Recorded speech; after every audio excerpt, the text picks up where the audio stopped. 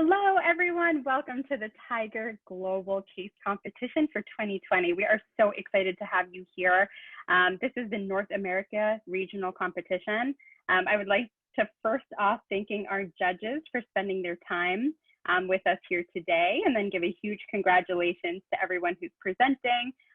Being a regional finalist is no small feat. We had a lot of entries, and we're very excited to have you.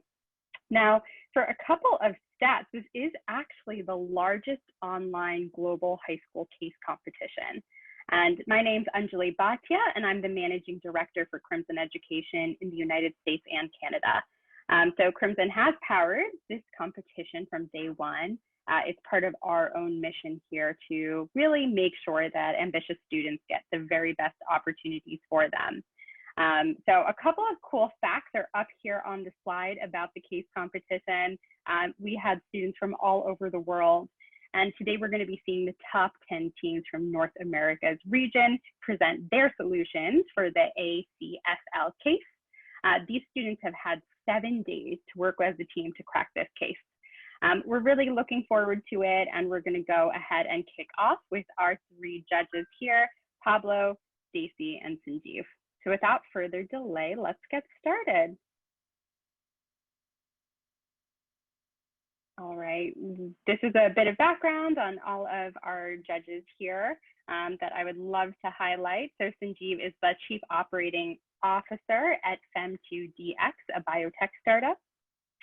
Stacy has incredible experience with larger tech companies, including Apple, IBM, and Cisco, and she currently leads communications for the Stanford University Institute of Human-Centered Artificial Intelligence. And finally, we have Pablo, who is a technology investor at Buy Capital, and he has extensive finance experience as well. So now we are going to admit our first team. Diana, Carolyn, Ying, and Carrie. Welcome, Team 1. We are so excited to have you and to kick off this case competition today. So you're going to have 10 minutes to present.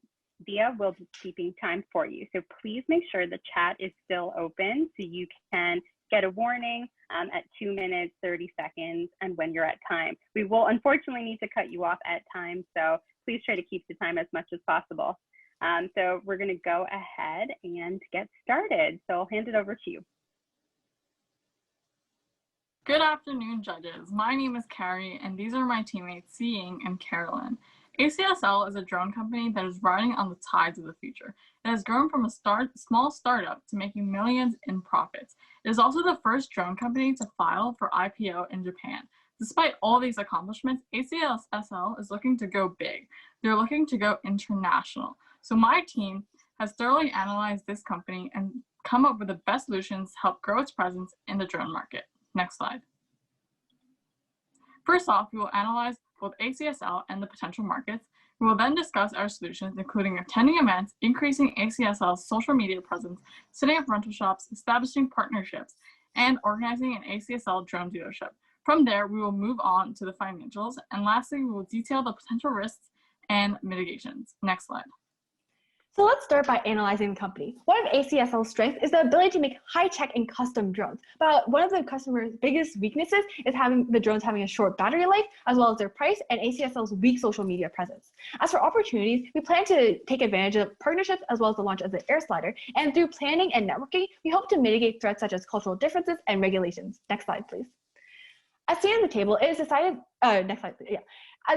At the end of the table, we decided that the best markets for ACSL to expand into were America, India, and Singapore. America has many natural disasters, which makes it the perfect place to market the Air Slider. As well, our drones can help solve America's sewage problem by offering pipe inspections.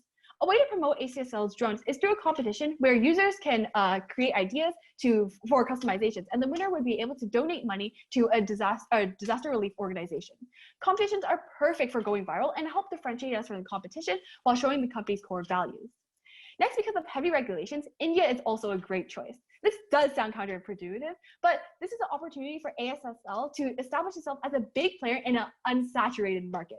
For marketing, we want to emphasize the customizability as well as partner with local businesses. The business culture in India is quite unique, so it would be best to have professional advice to give to ACSL. And by organizing public demonstrations, purchasing large billboards, as well as having one-on-one meetings with different companies, it will build a brand image of adjusting to our consumers' needs.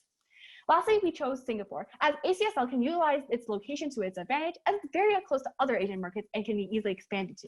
And also, in 2019, there were 117 million square feet of warehousing space, which gives us an opportunity to use our emerging case drones. The Singapore government is also currently conducting sewage rehabilitation, allowing ACSL to offer their services. To market the drone, we should follow Singapore's trends of making it really high-tech and futuristic and positioning that way as well. The company will also implement product bundles, which would encourage companies to buy more drones. Next slide, please. We'd like to highlight several key events, for one of them being growing ACSL's social media presence. Next, we have the soft launch of the AirSlider to receive feedback on it and to prepare the AirSlider's global launch. Next, we want to launch rental shops in Japan and use it as a learning experience. And then ACSL should focus on beginning preparations to expand into the recommended markets. Note that the dates for entering markets are estimations and regulations may change due to this. Next slide. Next slide. Sorry? Okay. Our next solution. Do you want me to go back one slide?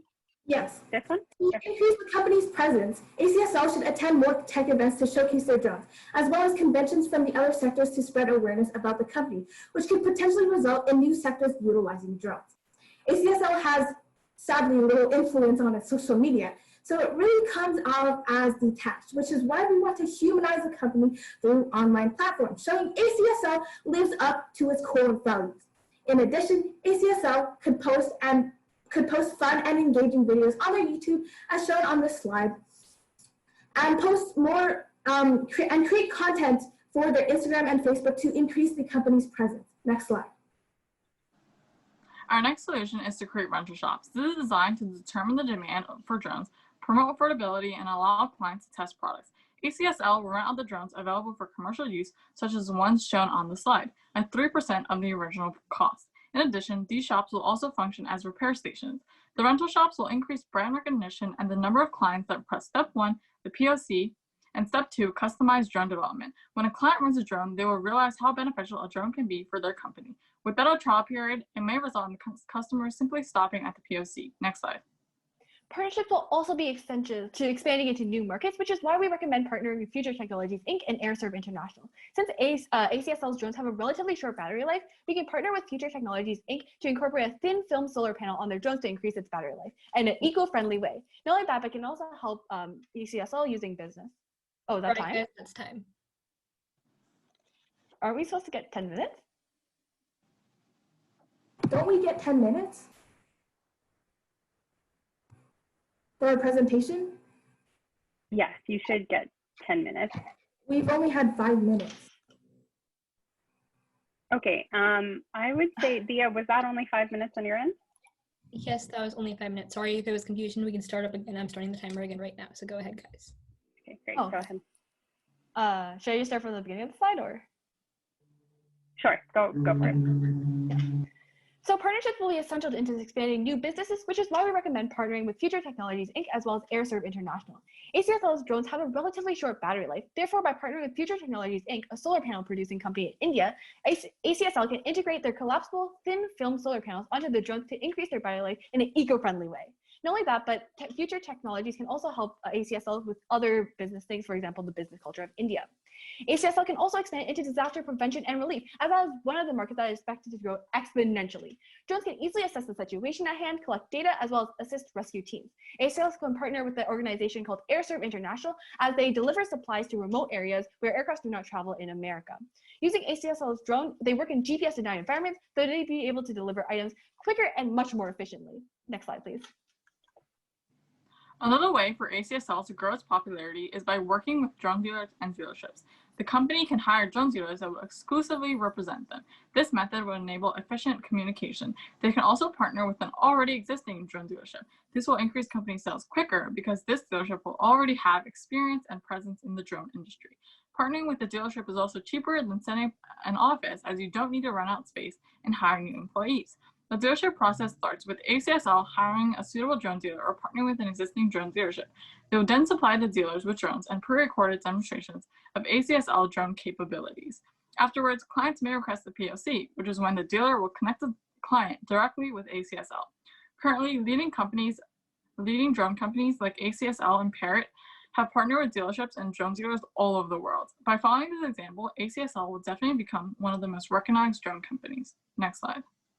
So global expansion can be costly. However, we can ensure that ACSL can make a profit. So here's our plan in USD for the next 6 years.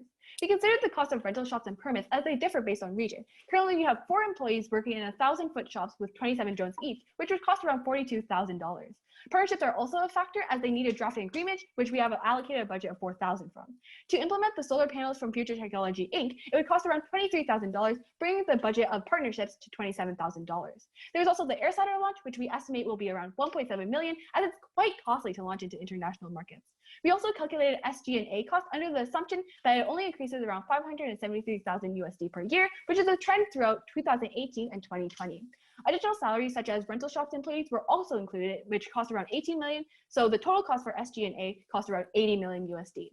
In total, all these cost an additional $86 million to cover all 6 years, with a contingency reserve around $700,000. However, it's estimated that sales for each year will increase by $2.9 million based on past trends. If it stays this way until 2026, the company will have $150 million USD in sales. By subtracting the total cost from sales, we will make its pre-tax profits that are just around $61 million. This is far from the best case scenario, yet it still makes a huge amount of profit, making sure this plan is feasible as well as profitable. Next slide.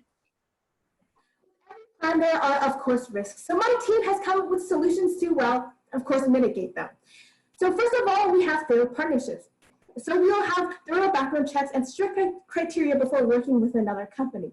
Next, we have failure to supply demand, which we will estimate and keep track of demand and inventory in order to mitigate that. Next, we have the ruining of the reputation of the company, which is severe but not probable. And the solutions do not put the company's reputation in a controversial position. ACSL can minimize the risk by analyzing content by the company and having thorough background checks. The plan for utilizing soft launches and rental shops for feedback before the company fully launches its product will also mitigate this risk. And lastly, ACSL faces the problem of having an unresponsive market. Using this research, the company can understand the markets it's going into and adjust its practices to fit these markets to ensure success. Next slide. All in all, our team has brought you the most optimal solutions. To solve the problem statement, as the global drone market continues to exponentially grow from the increased utilization of drones to solve worldwide problems, ACSL must expand its influence in order to grow the company. The solutions being attending events outside the tech industry, increasing social media presence, creating rental shops, partnering with suitable companies, and organizing an ACSL drone dealership. At the beginning of this presentation, you might recall that my teammate said that ACSL is riding on the tides of the future. To be precise, the ripples which will then become the waves of a tech-based future, which this company will play a large part in. With the solutions we have come up with, we are confident that ACL will indeed go big and go international. Thank you so much. Do you have any questions? Thank you, everyone. We're quite excited to jump into Q&A. This will be 5 minutes. So try and keep your answers short so you can answer as many questions as possible. So Sanjeev, I believe you raised your hand. Do you want to kick it off? How do you plan to differentiate the company when you are entering the overseas market like India and Singapore? I know you have assigned a score about the competitive strengths and weakness, etc. But can you succinctly describe the core differentiation of ACSL when it enters any of these overseas market? I'll take it. Okay. So what we want to do is really focus on the trends of Singapore, which are currently just being really high technology and like focusing on the tech. But since a lot of other companies, they aren't really doing much to promote, and they aren't really being as high tech as us. So what we want to do is really push the amount of technology and push our AI and push our things for commercials and other promotions that we do, as well as the product bundles, which will differentiate us from the competition, as many drone companies only sell it by a one-by-one basis. So by having cheaper things as well as pushing the amount of technology, we can definitely, and especially Singapore, we can definitely push and differentiate ourselves from the market, as well as with our other solutions for rental shops and other, and other solutions. Over to Stacy. So thank you for that presentation. You covered a lot of ground. So I wanted to know how you would summarize what you see as your primary challenge and your primary opportunity. I can take this question. So I would say one of our primary opportunities is one, like the customizability of ACSL. Like from what we researched, not many other companies offer, the service to literally like build new technologies for their customers. And that's really unique, but also social media, because if you can see on the slides, ACSL has almost no followers or very little. And if we were to push ACSL as a cool company, a company that's like, that's ahead of the trends, I think not only civilians and normal people like you and like normal people will recognize ACSL, but also other companies as, the tech industry or the drone industry might not be limited by, at the actual tech or the limitations of tech, but actually because of regulations such as limits or permits or having the drone within your line of sight. And I think just like expanding ACSL's brand recognition would be a really good opportunity.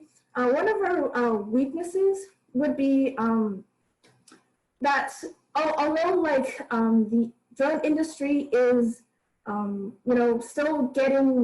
still starting, it's not very big right now. There are lots of companies with lots of different technologies, and ACSL also is kind of reliant on other companies because it outsources much of its tech or its parts. Yes. Great. India, do we have time for one more question? Briefly, yes.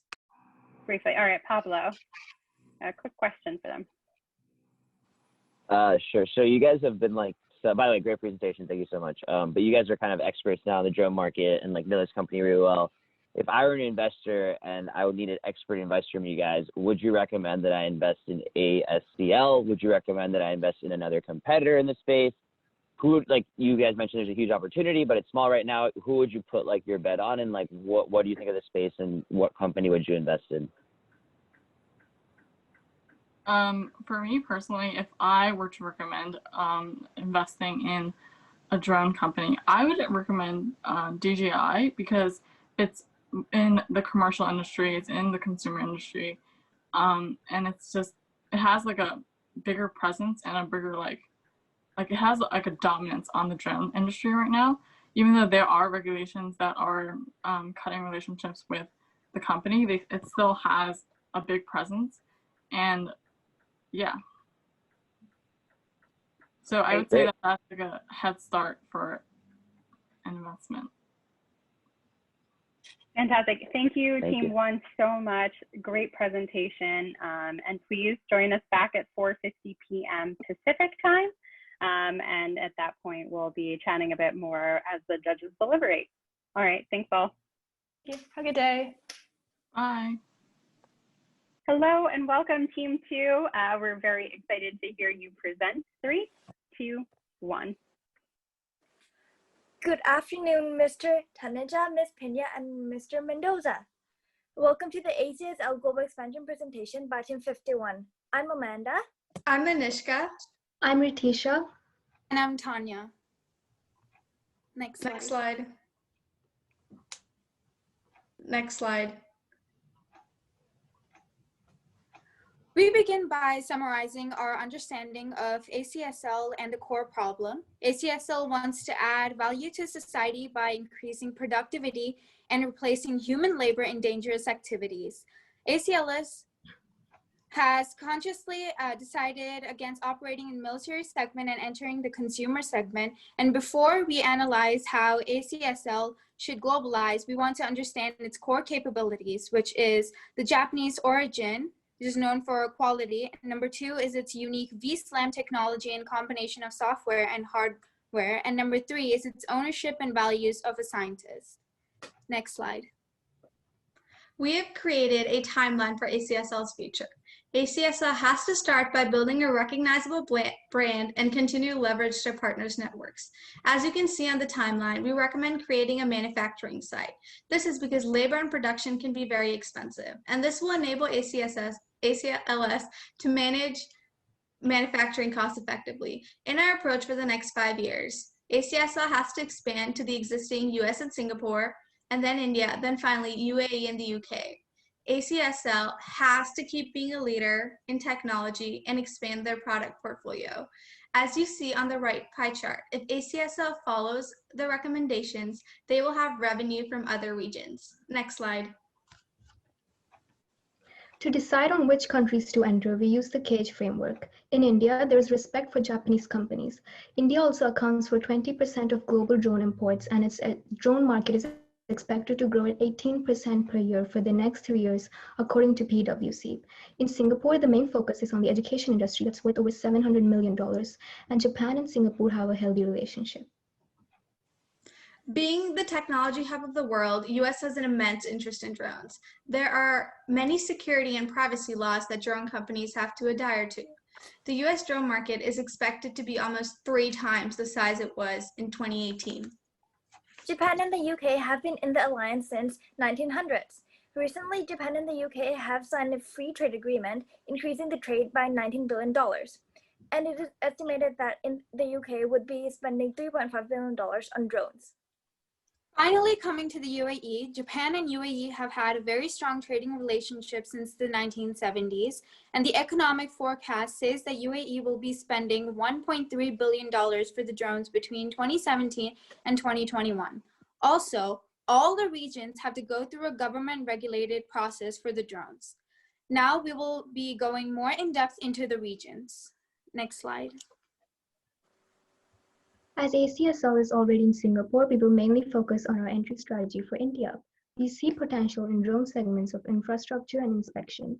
India will be building a 7,800 kilometers expressway. Walmart and Amazon have nearly 3 million square feet of warehouse space.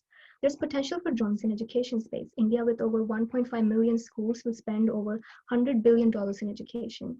ACSL can work with school boards to develop a science education drone which can be sold to many schools with minimum customization of the mini drone. The same can be done with Singapore's education market. ACSL should adopt a partnering strategy to enter successfully in India. First, it should leverage its existing partnership with Accenture. And as Mr. Taneja would know, startups are immensely valuable. Small drone startups such as Skylark and Arav Unmanned System understand India's commercial market. The picture on the bottom left shows the growth opportunity for India. Next slide, please. Another major region that ACSL has yet to fully tap into is the United States. We see potential in the commercial sector of construction, delivery, agriculture, and entertainment. The graph shows the distribution of the commercial sector and for the forecast till 2025.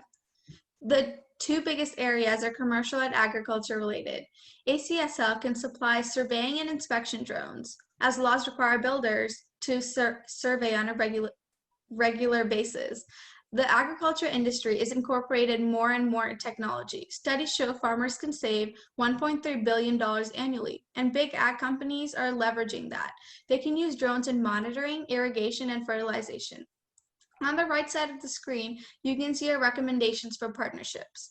Partnerships are exceptionally important in the US because it would give ACSL a chance to get into new markets and create a big network. Having an in would greatly benefit ACSL in the future. Next slide, please. One more area of capability for drones is in the United Kingdom. According to PwC, the UK is expected to have 76,000 drones in the sky by 2030.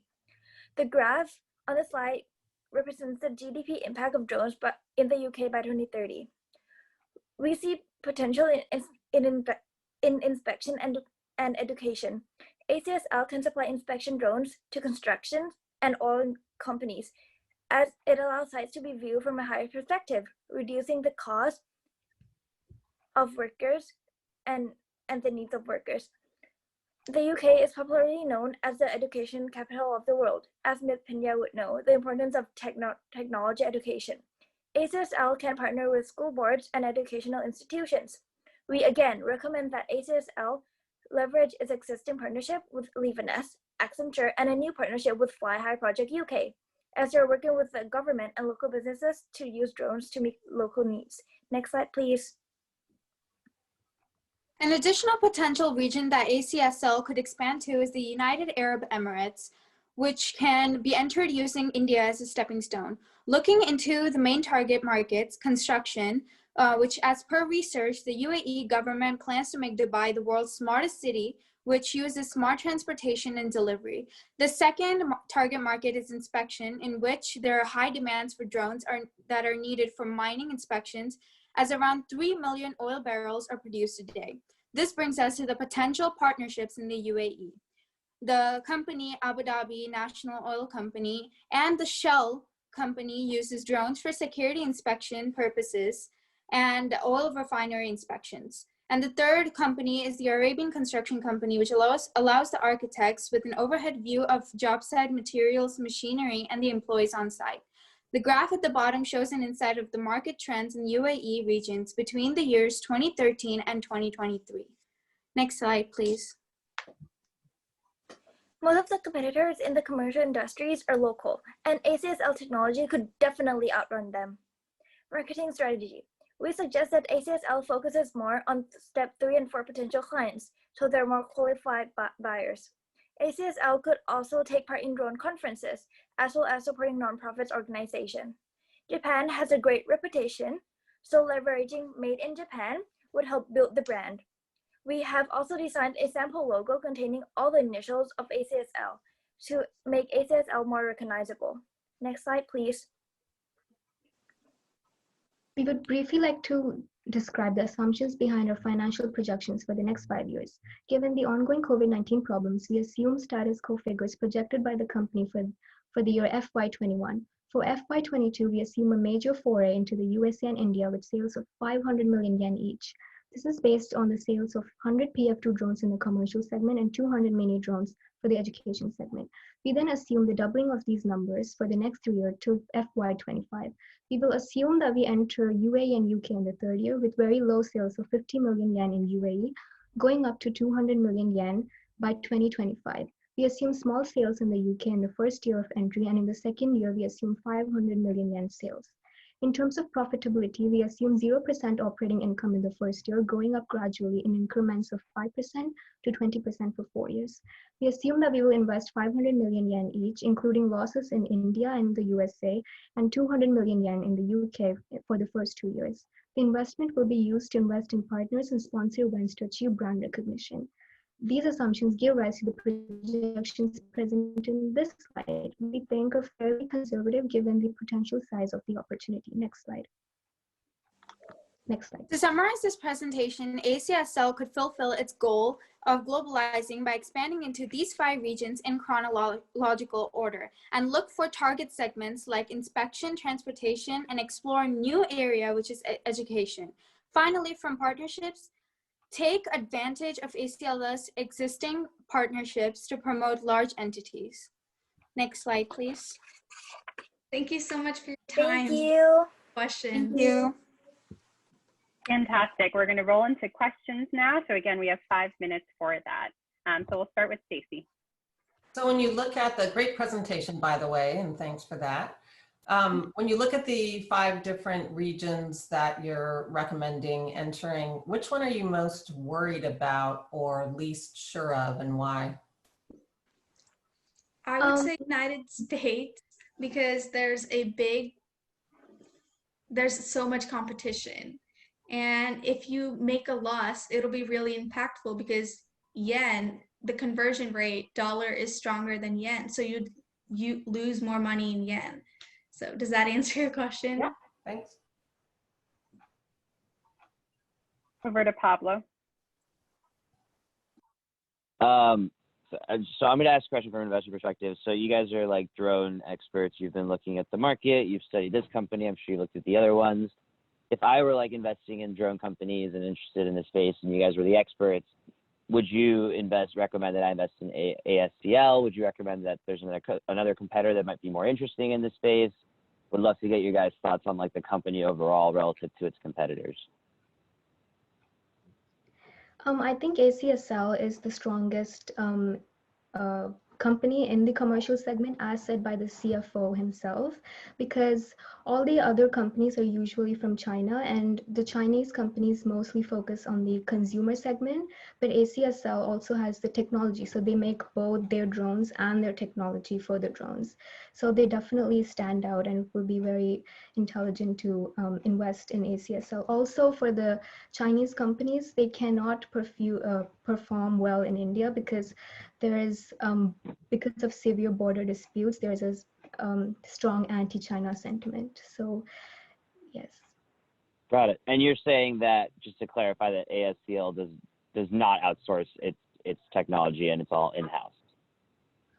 Sorry, can you repeat the question? Just clarifying. So you mentioned that ASCL produces its own technology, its own products. Just want to clarify that that's the case and that they do not indeed outsource any of their technology. So they make their own drone technology and the drones itself, but they have also partnered with technology companies outside for such as auto modality. So they do both. They also make their own technology and they partner with companies, technology companies. And in our presentation, in our timeline, we talked about having a manufacturing site in India. So I think that was what your question was referring to. We are planning to do that. Right now they don't, but then in the future, when they become a bigger company, they will need to save costs, and this is for the future. Cool. No, over to Sanjeev. So great presentation.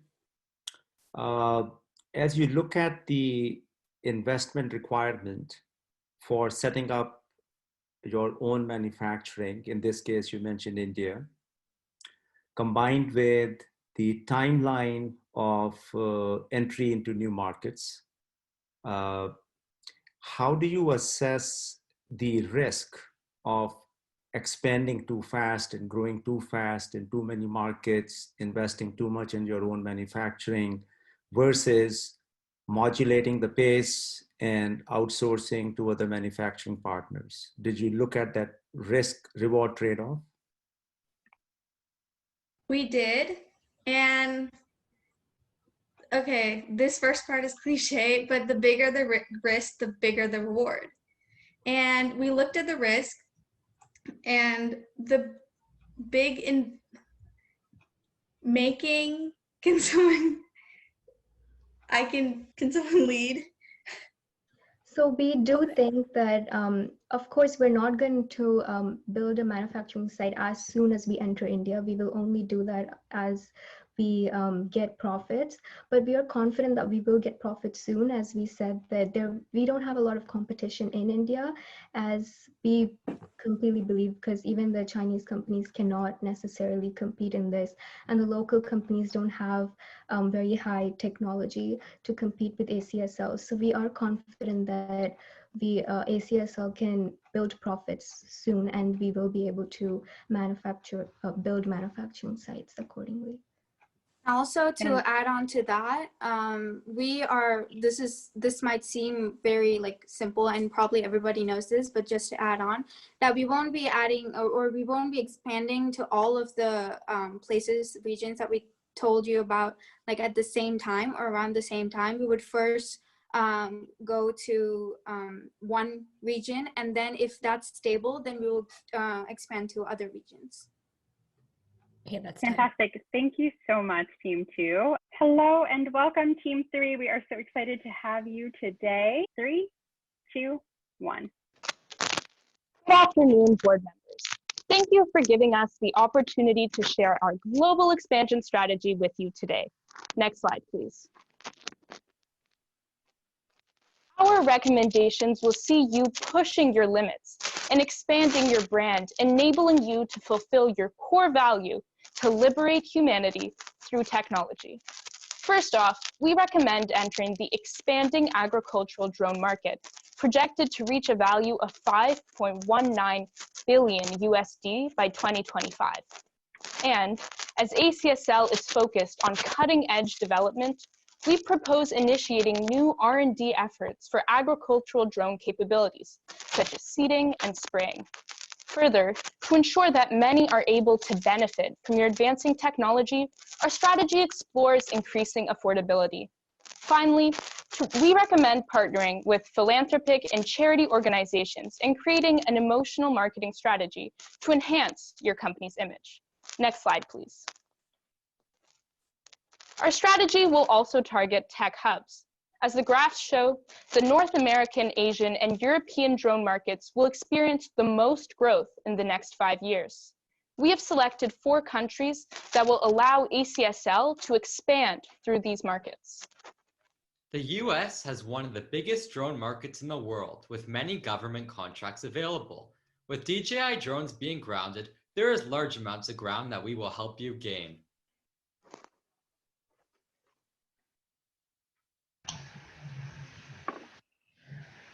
Can everyone hear her? We're unable to hear you. Oh, I think you're muted.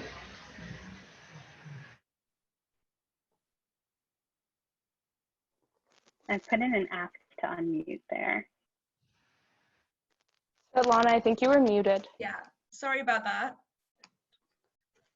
The Indian market is the 3rd largest drone market globally.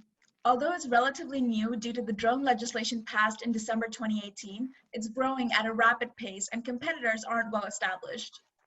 We have also selected France, the largest drone and UAV market in Europe. Our major local competitors largely sell non-autonomous drones, and very few have explored the agricultural sector.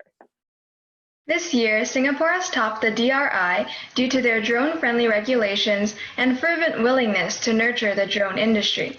As well, Singapore has a goal to produce 30% of their food supply by 2030, creating demand for agri-tech. Next slide, please. A great way to target businesses and governments is through leasing. The leasing options outlined in this table give your clients the opportunity to spend just 10% of the drone's cost up front and the rest over the next 4 years. These options benefit corporations who would like to write off lease payments and governments who want the newest technology and smaller effects on their annual budgets. Another benefit of the leasing program is that it creates a secondary market for your drones, something that none of your competitors have tapped into. Once corporations and governments return your technology in 4 years, you can sell it to small businesses and farms at a reduced cost. Overall, this attracts a much larger clientele for ACSL and increases the amount of profit that you make off of each drone. Next slide, please. Your business's innovative technology will make you a major player globally in commercial drones. But why ignore a multi-billion-dollar recreational market? You can enter the recreational market indirectly by licensing your GPS denial technology to recreational drone companies. Licensing deals will give you large royalties without having to spend a cent on marketing. The GPS denial technology will benefit drone users by helping prevent their drones from crashing and allowing them to use their drones in remote areas without reception. Since this chart illustrates that 71% of drones in the US are used recreationally, it makes sense to enter this market indirectly. Next slide, please. The first steps to entering Singapore involve joining the local UAV Industry Association and attending industry networking events, such as the Asia Pacific Agri-Food Innovation Summit, to meet potential customers and partners. The second phase involves working with local agri-tech firms while keeping an eye out for the many national financial grants that clearly demonstrate Singapore's enthusiasm and support for agri-tech. The next phase involves developing agri-drones with your AP3 control technology and capabilities such as spraying, seeding, and crop monitoring. The final phase is market entry. The Agriculture Productivity Fund helps pay for 30 to 70% of projects that result in productive and efficient farming practices. We highly recommend informing your clients about this to increase the accessibility of your products. Next slide, please. Our plan to enter the US market begins with sponsoring the National Farmers Union's trade show so that you can build relationships with thousands of NFU members. In the partnering stage, we recommend collaborating with Automodality and forming a unified strategy. We also recommend obtaining licensing deals with recreational drone companies. In the development stage, it's important to ensure that your drones comply with current FAA requirements, that licensees are able to integrate GPS denial software into their technology. The final stage will be targeting a variety of companies in the farming, mining, delivery, and industrial industries, and bidding on FEMA disaster relief contracts. Next slide, please. India is the third UAV market to enter. The early phases are longer since, according to our timeline, ACSL will be in the later phases for Singapore and the States. In late 2020, ACSL should apply for the Indo-Japanese subsidy program offered by the Japanese government before the federal election in late 2021. This will also be the time to join industry organizations such as the Drone Federation of India and attend industry events to showcase products. Next, ACSL should reach out to their smaller competitors to partner or license our technology to provide a stepping stone. As well, finding investors that are experienced in the Indian market is essential at this time. During phase 3, you would implement the agreements created in the past phase, as well as incorporate India's digital sky requirement into products. Finally, in mid-2023, ACSL would enter the Indian market and target large corporations and government agencies. Next slide, please. Our final entry into France begins with ACSL joining the Fédération Professionnelle du Drone Civil in late 2021, as well as attending both the UAV show in Bordeaux and SEMA in Villepinte.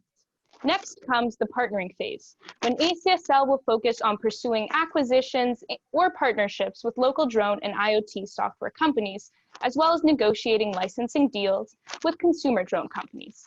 The development phase will see ACSL collaborating through the agreements formed in the earlier phase to develop agriculture-targeted product lines and to integrate our technology into licensees' merchandise. We propose entering the market midway through 2024, targeting companies in agriculture, infrastructure, and delivery services. Eventually, we also recommend submitting offers for contracts with the Ministère de l'Intérieur or La Poste. Next slide, please. The drone industry is often viewed negatively. To alleviate the effects of these views in the global market, it is essential for ACSL to develop their brand identity further. ACSL's marketing efforts currently focus on facts. This would function better from a global standpoint when paired with emotional marketing. Our recommendation is to put an emphasis on preserving human life through drone technology, as well as the premium customer experience we provide.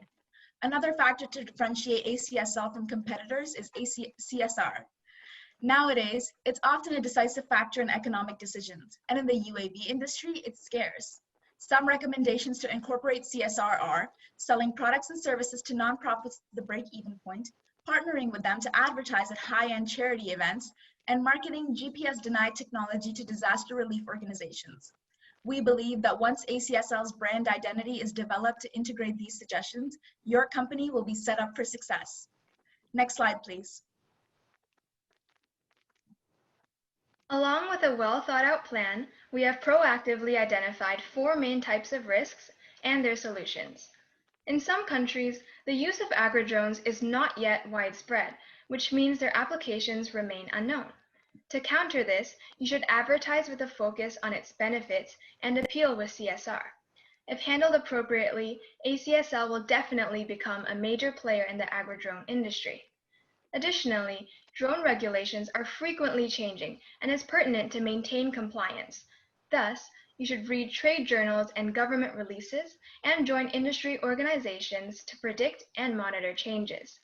Aside from the risk listed, there are certainly many more that may affect ACSL.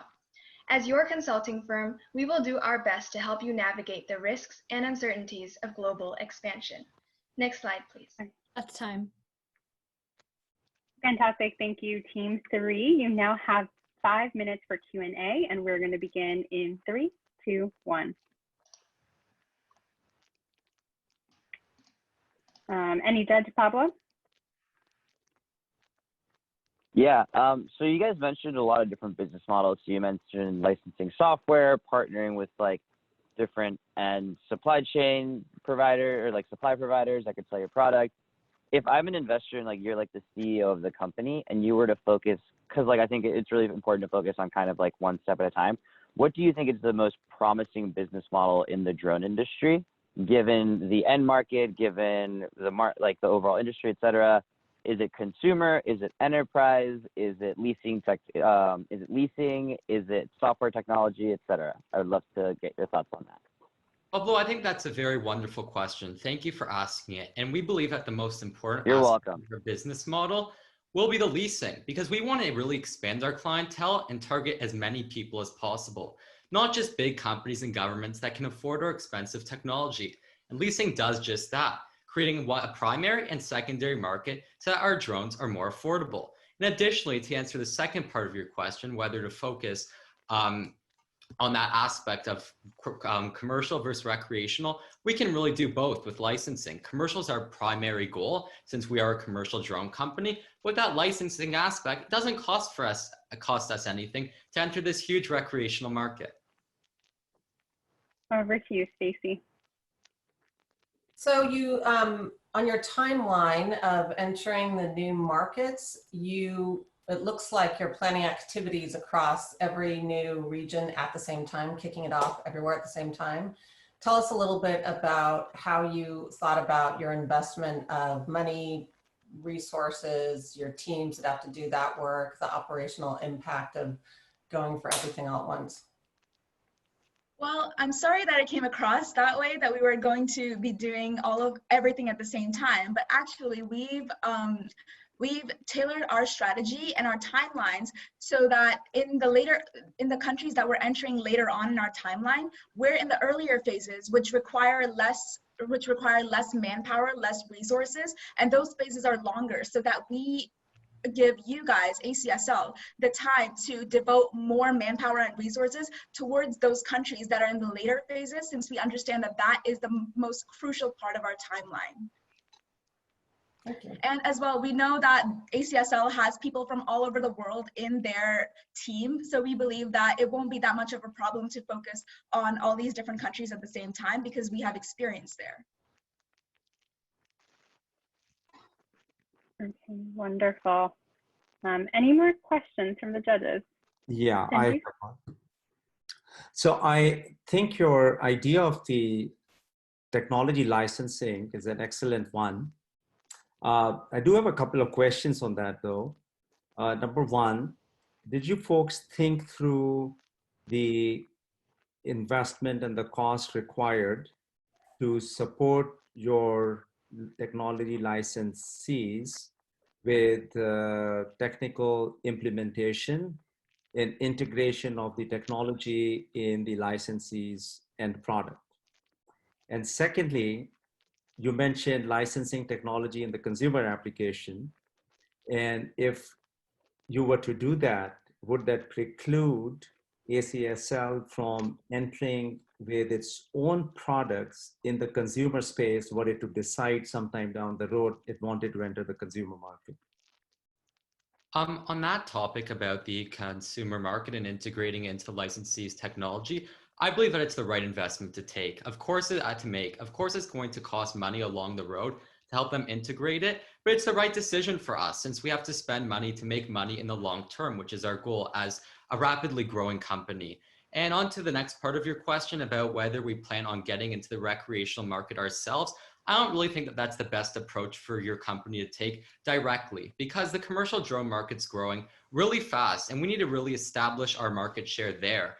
The recreational market is big as well, but there's already so many players around the world in that. And since we are so developed and so intelligent in the commercial aspects, going into recreational indirectly is the best bet for your company at this point.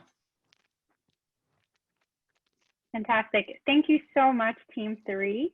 We look forward to seeing you back at 4:50 p.m. Pacific time. Hello and welcome, Team 4. We're so excited to hear you present. So you will begin in 3, 2, 1. Hi, I'm Aldrin. I'm Sean. I'm Jade. Sydney. and we are Team 179. In this case study, I will introduce the agenda of our business plan and the executive summary of our proposal. Sydney will break down the issue that ACSL faces and explain the current market situation. I will provide our first recommendation to resolve their issues, and our second recommendation will be presented by Jade and Sean. Sean will also be continuing on to acknowledge the business's risk mitigations. Next slide. Our first issue to be discussed is a lack of First on our agenda is to understand the issues that limit the productivity of ACSL, which are the lack of human resources, the low customer retention, and overcapacity. After establishing that, we will analyze the current climate of the drone market. One of our resolutions has to deal with the user experience of the drones. Investing in user-friendly drones will abrogate the issue of the lack of customer retention because it does not intimidate the customers and push them away from the product. The next recommendation is expanding the businesses into distinct branches of the market: infrastructure and agriculture, and disaster and delivery. By diversifying our consumer base, there is much more room to grow and develop. In pursuing our plan, there are bound to be risks, but we thought ahead and will also be presenting risk mitigation responses. To conclude, we will discuss the future roadmap and the timeline in which our recommendations should be implemented. We weighed the different regions of the drone market and found that ACSL, as shown on the map, would be better positioned entering the US and Singapore markets because of their large market size and advanced infrastructure. Unlike Europe's markets, which have plateaued, and China's markets, which have already too much competition. Now I will pass it off to my teammate Sydney to address in detail the issues of ACSL. Next slide. Our first issue to be discussed is the lack of human resources. Without a dedicated global operations team, expanding out of Japan would be incredibly difficult. Doing business with other countries, especially those in different time zones, would be a great challenge. In addition to HR issues, client retention rates are low. Only about half of clients advance from step 1 and 2 to step 3 and 4, and this has resulted in a decline of 20.8% in the sales of these steps. Because step 3 and step 4 are long-term contracts, a low retention rate is a threat to the long-term growth of the company. Lastly, the issue of a lack of these contracts results in severe underproduction. Currently, ACSL only produces at 10% of capacity. We only produce 5 drones per month compared to the 50 we could be distributing. This is a huge waste of resources. Next slide. What does the market look like? Our top competitors are Parrot, Precision Hawk, DJI, and Skydio. These companies are involved in the energy, safety, construction, agriculture, disaster, and infrastructure segments of the drone market. DJI, a Chinese company, currently holds 70% of the US market share. Out of our competition, the only companies with drone technologies on par with ACSL are DJI and the American company Skydio. Next slide. PESTLE is an acronym used to describe the current market from different perspectives. Politically, the US and China have been experiencing tensions over trade policy and cybersecurity, providing a unique opportunity for ACSL to reach out to the US. Due to COVID-19, the global economy has been experiencing a downturn. However, the global drone market is still projected to grow a long-term compounded annual growth rate of 20.5%. Socially speaking, increasing acceptance of drones has in part allowed the drone market to grow. ACSL drones will be implemented into society through industrial and business means. Because technology is always improving, making drones will become cheaper over time. This has also been a growth in autonomous drones and AI, as well as the improvement in navigation in regions without GPS. In the US, drones need an FAA Part 135 exception, which we will discuss later in the presentation. In Singapore, flying a drone heavier than 7 kilograms or above 60 meters requires a permit. Next slide. As mentioned, the investment in user experience is important as it helps facilitate the transition into broadening the scope of a business. By investing in a head of international relations, global expansion becomes easier to supervise, and business leaders around the globe will have a designated body to establish connections with ACSL. The head will be able to manage all international market affairs and coordinate global operations to ensure that everything runs smoothly with foreign clients. Furthermore, foreign operations offices would be another beneficial investment because our business model relies heavily on tailoring drones to our customers' needs, which strengthens the relationship between consumer and corporation. And lastly, by making tech more user-friendly, the product becomes more enticing to the clients, increasing step 3 and 4 sales. Next slide. While the infrastructure and disaster relief industries both provide promising growth, upon further examination, we believe that more investment in disaster relief will provide a better prospect for the future of ACSL. With the ongoing threat of global warming and climate change, natural disasters are not only becoming more frequent, but more severe. As shown in the graph here, in the last 40 years, the disasters relief spending median has increased by $7 billion and will continue to increase in the years to come. Spending on natural disasters is projected to go 20% worldwide by 2040, providing an immense opportunity for ACSL to invest in disaster relief drones. Currently, in the US alone, the East Coast faces extreme hurricanes and the West Coast confronts record high temperatures and severe firestorms. ACSL has already demonstrated its capabilities to provide aid during the hurricanes and typhoons of Japan. and has thus shown promising aptitude to provide aid during other natural disasters such as wildfires. Being from California, these historic wildfires are something we have encountered firsthand. Power outages, evacuations, red skies, and so on. With ACSL drone technology embedded into natural disaster and defense and relief, not only will the company benefit, but a countless number of people across the nation. Furthermore, due to the current tensions between the US and China, the US has refused to sign a deal involving 800 disaster drones with before-mentioned Chinese drone company DJI for cybersecurity reasons. This is a momentous opportunity for ACSL to assert itself on an international scale and push for a deal with the US. Next slide. We recommend that ACSL invest and expand into the agricultural segment of the drone market. The high degree of customization allowed by our drones gives us an advantage in dealing with the various needs of farmers. Recent regulations on Chinese drone manufacturers has put industry leader DJI in a precarious position. ACSL would be entering a market of $300 million with a compounded annual growth rate of 23.21% with very little competition. Additionally, we recommend that ACSL also expand into the drone delivery industry. This industry is the largest drone market in the US with a projected compounded annual growth rate of 15% to 2025. Globally, the delivery drone market is expected to increase exponentially, illustrated by the graph provided here. Using delivery drones is extremely beneficial for retail industries who save 40% in delivery costs with this transportation method, resulting in a 15 to 20% profit margin increase. Accordingly, delivery drones are in increasingly high demand. In fact, most of the top 10 retail companies in the US, including Walmart, Amazon, and Costco, have already invested in drones. Kroger is among one of the few top 10 that have not partnered with a drone company, providing a very unique opportunity for ACSL to partner with one of the largest retailers in the US. This partnership would provide ACSL with access to Kroger's large customer base. Next slide. So far, we have discussed the benefits investing in disaster and delivery drones provides in terms of projected industry growth. However, these industries also correlate in technology, making this investment very cost efficient to augment profit. As listed, both disaster and delivery drones use the same essential autopilot, battery, endurance, and bandwidth technology that make them effective drones. This means that these components can be used to produce both types of drones according to demand, maximizing the use of resources and solving the current problem the company has regarding underproduction. Next slide. So, when looking at our presentation, we noticed three main risks associated with our recommendations. Risk 1, due to financial issues related to COVID-19, companies across the world are facing financial shortfalls. The industry itself is expected to contract 12% this year. But on a more positive note, these issues are not expected to be long-term. The market is expected to recover at a compounded annual growth rate of 19% by 2023. To reduce the risk of reduced demand due to COVID and to potentially attract a wider customer base, we recommend adopting a leasing model, making the drone services more affordable to potential clients. Our second risk was the overestimation of HR needs. For this, we recommend only opening satellite offices in the US and keeping Singapore offices in Japan. Because a strong HR infrastructure is vital for long-term success in dealing with foreign markets, overestimation will likely not be a problem. Regardless, these are still valuable cost-saving measures. Our third risk deals with the FAA exemption for drone deliveries. ACSL already has delivery contracts with companies like Japan Post and Rakuten and is certified by the Japanese UAV Association. However, they still need a Part 135 certificate from the FAA to conduct delivery operations in the US. This might cause a problem with partnerships, but as we've previously mentioned, disaster and delivery operations have certain synergies. Investing in disaster technologies will provide benefits to our short-term disaster operations and long-term delivery capabilities, thus priming us to enter the delivery market in a strong position when a certification is acquired. Next slide. We recommend investing in international human resources as soon as possible.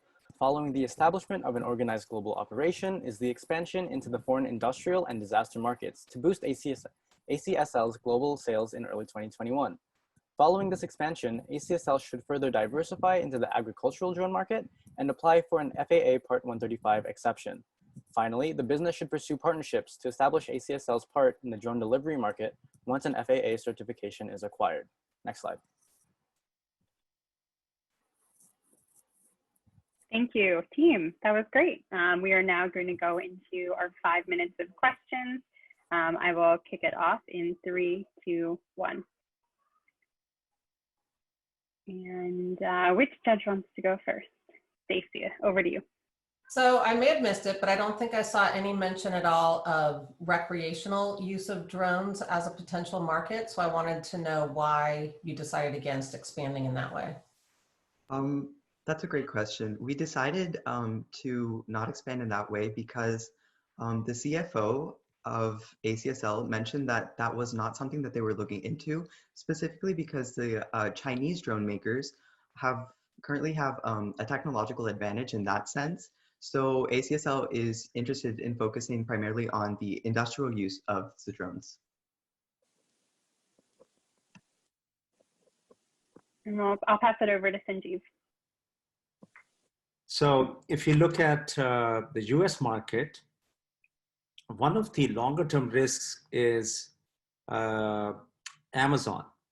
So Amazon has announced its Prime Air service for delivery by drone for its own operations. But judging by history, where they took their internal technology for cloud computing and offered it to the commercial market in the form of AWS, they could conceivably do the same thing and offer the drone delivery, drone-based entry to services to corporations. Do you think that's a realistic risk? And would that make the US market less attractive? We don't necessarily think that it would be a risk because Amazon is using the drones for retail purposes to ship packages. And considering that they have quite a few competitors in that sense who have already started pursuing partnerships with other companies like UPS and FedEx, there's enough competition, we feel, that would ensure that this market is not a significant risk.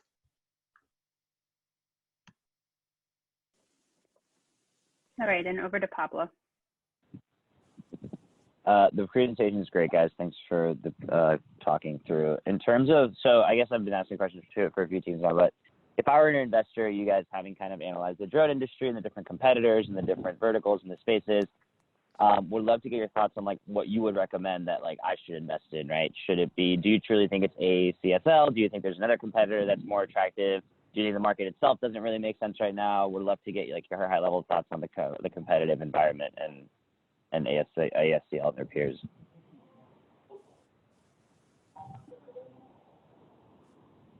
I'm sorry, I don't think I understood your question.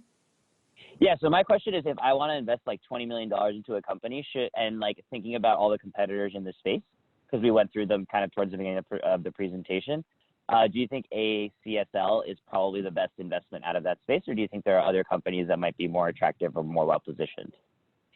Personally, I see, because ACSL is kind of a baby company in America and we're trying to migrate into there.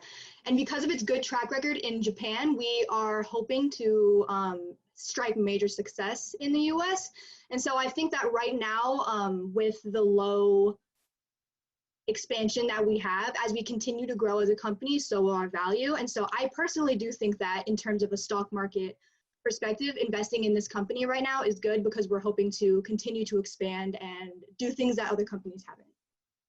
We also feel that the market currently, despite COVID-19, is really good for investing in particularly US and other Asian countries, except for Chinese companies, because of the trade tensions with China, and countries across the world have felt that there is some sort of cybersecurity issue with using Chinese drones. So there has been a lot of pushback against Chinese drone manufacturers internationally.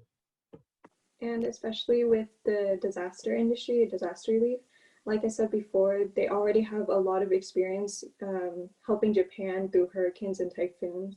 So I think that like Sydney said, their track record with that would make them more appealing, and then they can improve their value over time with that. I would also like to add that by investing in this company, they get to expand their international headquarters and essentially build a great enough foundation. Okay. All right. Thank you so much, Team 4, for those insights. It sounds like you've given Pablo a good investing strategy as well. Hello, hello. Welcome. Looks like some people are connecting to audio, so I'll give them a second. Hi, how are you guys? Great, great. All right. We are ready to go. Welcome, Team 5. We're excited to hear your presentation. 3, 2, 1. Hello, fellow judges. This is the PCM team, and we're here today to present to you all our comprehensive report on Autonomous Control System Laboratory, the future of flight technology. Here we go. Next slide, please. Available and future market size. The current value of the drone market is approximately 43 trillion yen, with the combined revenues of the global industrial and agricultural markets making up over 50% of global drone revenue, as you can see from the pie chart to the right. Specifically, Asia has the largest drone market in the value regarding present and predicted future value. Since ACSL is a Japanese-based company, we're going to focus on the Japanese market. The Japanese drone market is rising at an average annualized rate of 50%, and ACSL's targets within the market are the industrial and agricultural sectors. ACSL's goals are fast adaptation into the agricultural market and gradual expansion into the industrial market, for we believe ACSL has a competitive advantage in the Japanese market. Next slide, please. Why the Philippines? To successfully infiltrate American and Chinese markets, we would need to pass through many political barriers we are not equipped to at the time. Recent pushes to relax drone laws have further developed a bustling drone market. Looking at the graph on the left, you can see that this drone market has risen at an average rate of 23.7%. In the Philippines, over a third of the workforce works in agriculture. This is because it is a heavily agricultural-based economy with an increasing industrial sector. To infiltrate this market, we suggest making an agricultural variant of the PF2 drone. We also want to communicate directly with the Filipino government to work out deals and iron out contracts. We want to speak with local officials in the Quezon and Isabela province, circled in red on the map. And we also want to offer profit incentives to corporations in the local areas if they can sell a certain amount of drones. Next slide, please. How can ACSL impact Japan and the Philippines? Firstly, to infiltrate the Japanese industrial market, we plan to focus on the Kanto region, a key industrial sector in Tokyo. We plan to negotiate contracts with some companies within the city, and we plan to use the PF2 drones in thermal power plants for chimney inspection and concrete crack inspection. Regarding the Japanese agricultural market, we plan to focus on the Sendai region, the largest rice-producing region in Japan. And we plan to use proof of concept tests to build trust with the locals and verify our drone practicality. Another market is the Philippines industrial market. We plan to infiltrate the Sarangani province and negotiate contracts with corporations using our PF2 drones in manufacturing plants for smokestack inspection and concrete crack inspection. Lastly, as Andrew mentioned on the last slide, we plan to focus on the Cagayan province. We plan to use PF2 camera technology to assist farmers with large plots of land and to improve farming efficiency within the Philippines. Next slide, please. Current and future competitors in Japan. Looking on the industrial side of the market, companies such as Komatsu and Skycatch, NTT, and DJI all offer new high-precision drone technology to compete with that of ACSL. On the agricultural side of things, companies such as Enroute, Hirobo, and Sony all offer new navigation and aviation technology to better enhance their drone products.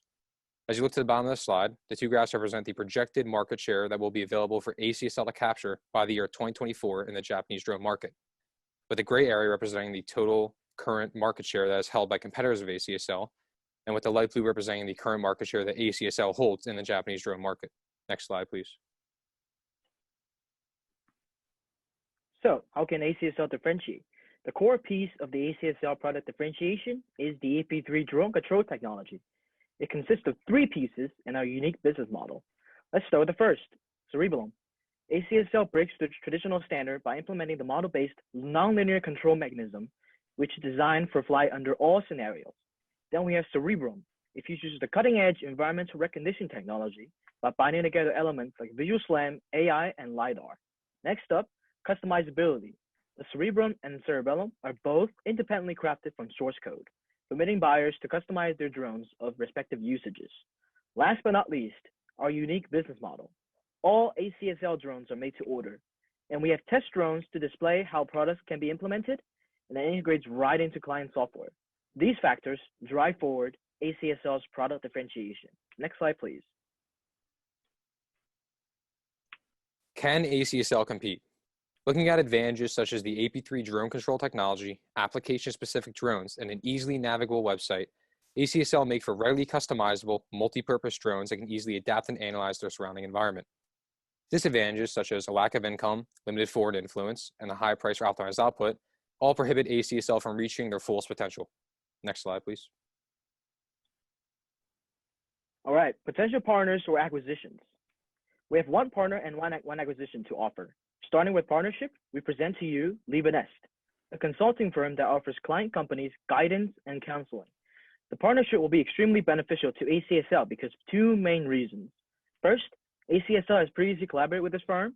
Second, its expertise such as the knowledge manufacturing process, the QPMI cycle, which stands for Question, Passion, Mission, and Innovation, and the knowledge-based platform can give ACSL a lift into the Filipino market. Moving on to the acquisition target, Blast Asia. It's a cloud computing, Internet of Things, and product engineering company based in Manila, Philippines. Its prowess in the Agile Scrum development process and the acceptance test-driven development will optimize ACSL's drone-to-client software interface and the core product differentiation, AP3 drone control tech, with machine learning and AI as additions. The acquisition will effectively drive down ACSL's operation cost, especially in edge cloud computing and software integration. We believe that these two firms will be two phenomenal additions to the ACSL product ecosystem, with Leave a Nest as partner and Blast Asia as acquisition, in order to help ACSL realize its short-term and long-term objectives. Next slide, please. What are ACSL's critical risks to manage? The first critical risk is unusual Q1 sales numbers due to COVID-19. This has caused an unsustainable decrease in cash.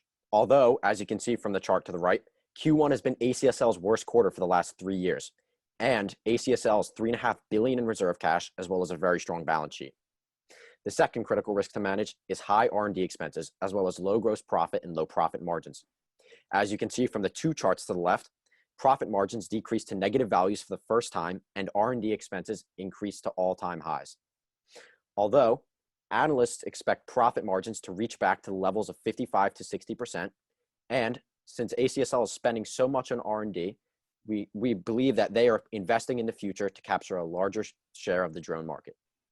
The last critical risk is poor underlying economic conditions. This has caused strained foreign relations as well as lower incomes, which results in less spending, and ACSL has been forced to cut back on spending themselves. The last thing this has caused is fluctuating currency rates as well as high market volatility. So investors have been reallocating and potentially cutting their investments in ACSL. Next slide, please. So what is our timeline? In phase one, we look to expand. Between the end of 2020 and going to 2025, we want to possibly partner with Leave a Nest and have the new subsidiary being Blast Asia. We want to enter the prominent markets of the Philippines and strengthen our presence in Japan. We plan to take obtain the majority of the market share in the province and the Sendai region. In phase two, we look to consolidate. From 2025 to 2030, we want to sell an adequate amount of small ASPs and PEs to reach an aggregate revenue of at least 6.5 billion yen.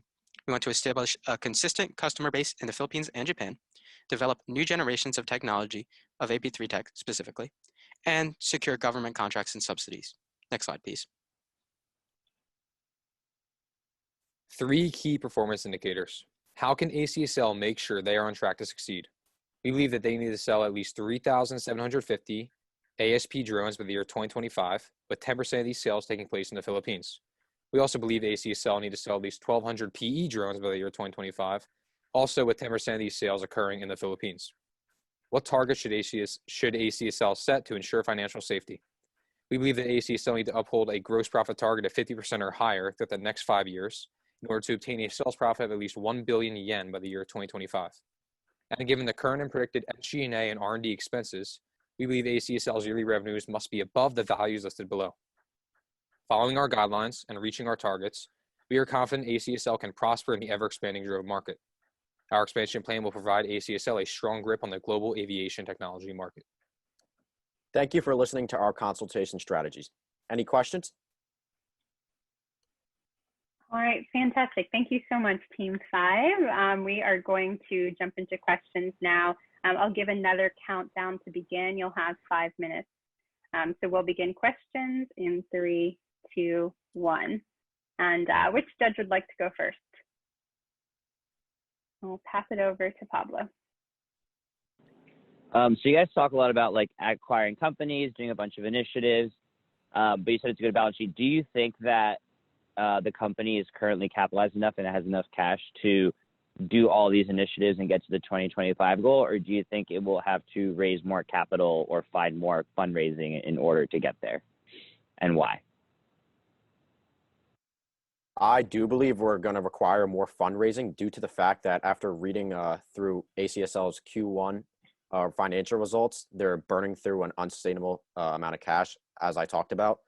And we believe to acquire some of these companies, which are in the range of 500 million yen to 1 billion yen, we are definitely going to need to raise more cash from investors. So we're hoping to do so. Great. I'll pass it over to Stacy. I have 2 questions, actually. I'm going to cheat and give you 2.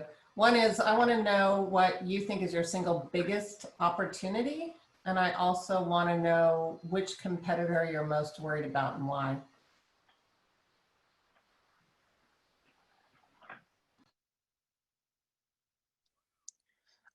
I personally believe our biggest opportunity is the Filipino market.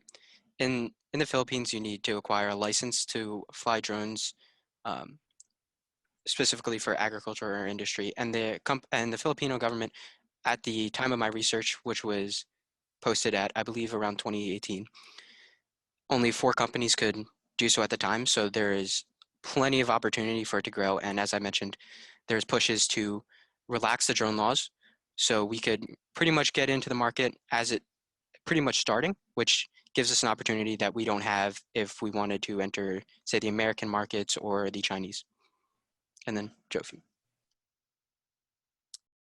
So ACSL has a lot of competitors, with many of these companies being based in or being based out of the USA or even China.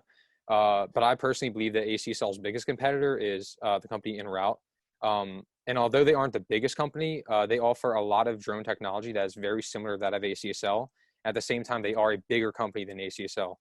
So I believe that because of these things, they will offer the biggest competition to ACSL in the Japanese drone market. Okay, and Sanjeev, if you want to wrap it up. Yeah. First of all, a great presentation.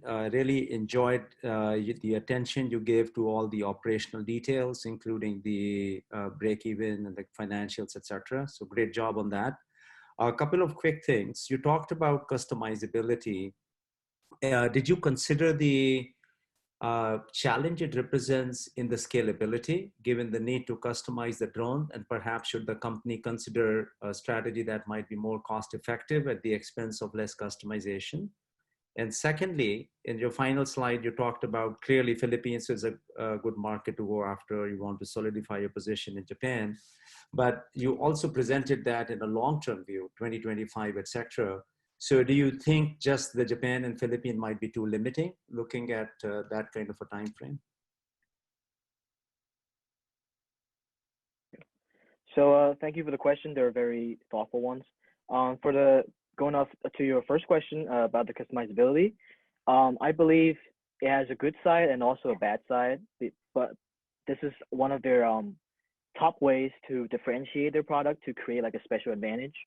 But it also create like loopholes in their overall strategy, because that kind of slows down their development of their entire product ecosystem. Unlike, like Joe said, their biggest competitor En Route has an intact product ecosystem. So I guess it has good sides and also has bad sides to it. Yeah. Regarding the second question, our 3 main targets regarding markets were, other than Japan, it was the Philippines, the USA, and China. But due to, I know Andrew mentioned political barriers, and specifically the companies in, like, let's say America, they have 3D Robotics, Institute, Precision Hawk. All 3 companies are way more capitalized and they don't have enough foreign influence, because people in America like to buy from American companies. and specifically China as well. I mean, their political barriers are definitely the most immense. And regarding drones, as we all know, drones, like people talk about them spying with cameras. So the reason why we chose the Philippines is when it comes to political barriers, Philippines has the least, and then Japan is just because it's in Japan themselves and they have a competitive advantage. So that's why we chose those two markets.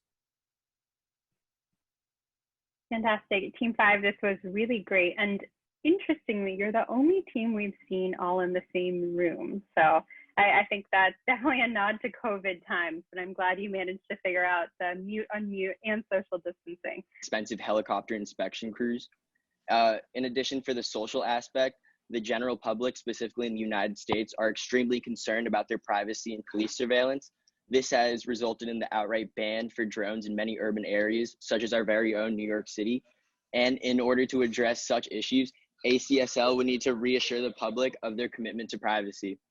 And finally, looking at the technological portion, the drone industry is ripe for growth.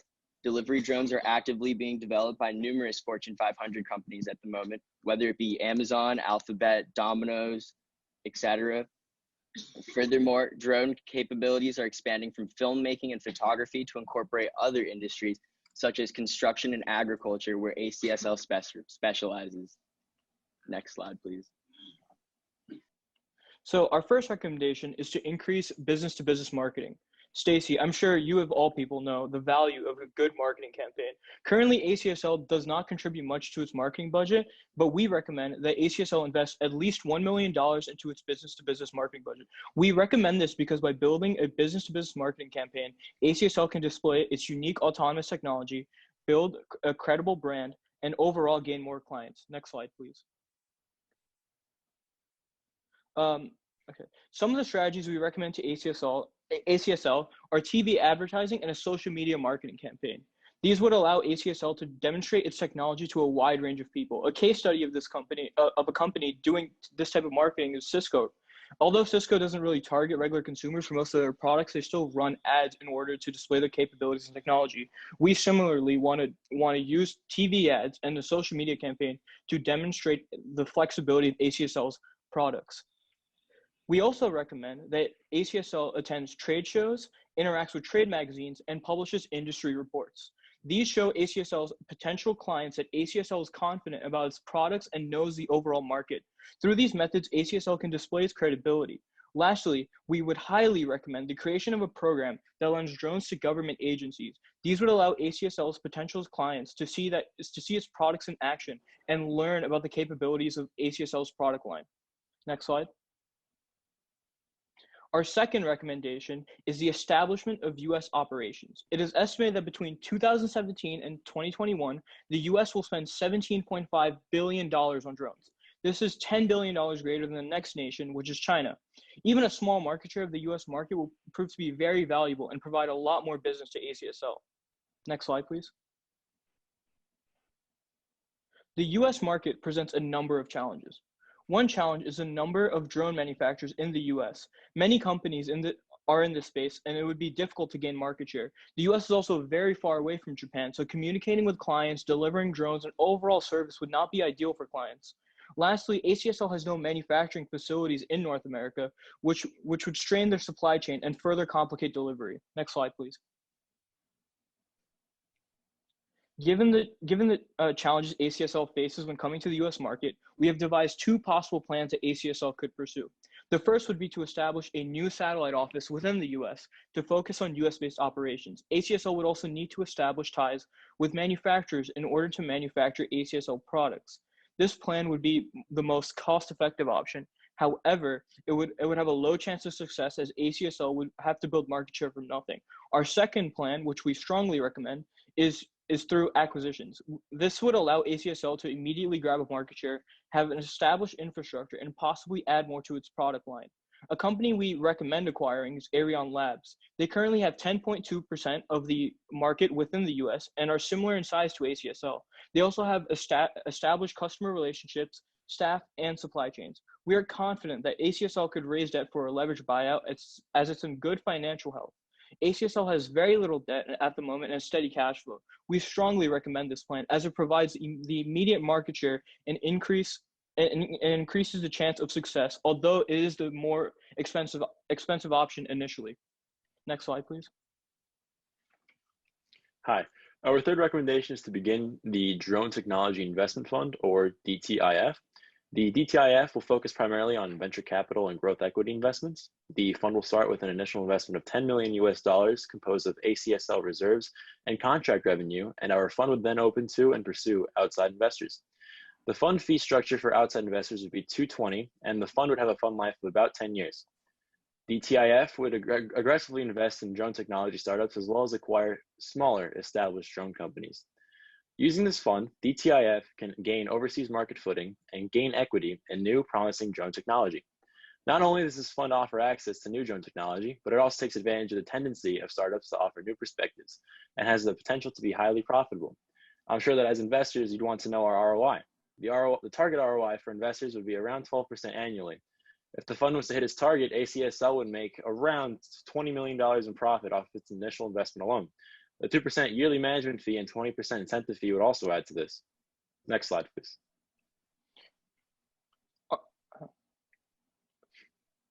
Okay, and for all our recommendations, we developed a timeline of how to accomplish this. So sorry, I don't know if you can see this, but in 2021 Q1, the company should establish a U.S. market presence, either through a satellite office or acquisition. Following the establishment of the U.S. market presence, the first wave of the advertising campaign should commence in 2021 Q2. During this, ACSL will announce the launch of their US-based operations in order to generate potential partnerships and clients. And furthermore, in 2021 Q3, ACSL will begin drone loaning programs to civil government agencies, such as the National Park Service or the EPA, to boost public awareness and image of the company. This will allow us to generate... I'm sorry. So I'll take on the fourth one. After that, the second wave of the advertising campaign will commence in 2021 Q4, during which ACSL will focus primarily on promoting the company's reputation by highlighting the drone loaning program and our partnership with government agencies in order to begin pursuing government contracts. Additionally, after the advertising campaign wraps up in 2022 Q1, ACSL will launch the Drone Technology Investment Fund with $10 million out of the $30 million in the company's financial reserves, as well as additional revenue coming from government contracts and external investments. Finally, in 2022 Q2, following a successful launch of DTIF, ACSL will establish an industry research team with industry reports being published every quarter to expand ACSL's influence in the drone industry. Next slide, please. That's it. Here we also incorporate some graphs for, oh, sorry. Oh, yeah, this is just our appendix. So do you guys have any questions for us? I'm assuming you do, but yeah. Yes, all right, let's go ahead and jump into the Q&A. Again, this will be 5 minutes, so I'm going to count down once more. So we're going to begin in 3, 2, 1. What judge would like to start? Sanjeev, over to you. So your idea of a technology investment fund at this stage of the company, where its primary focus is growing its core business, expanding to overseas markets, how would you justify such a drastic step, especially in the light of the risk it represents? And how would you justify even it to the major shareholders? Well, this is actually a very good question because this is, again, like you said, this is a very big concern for us.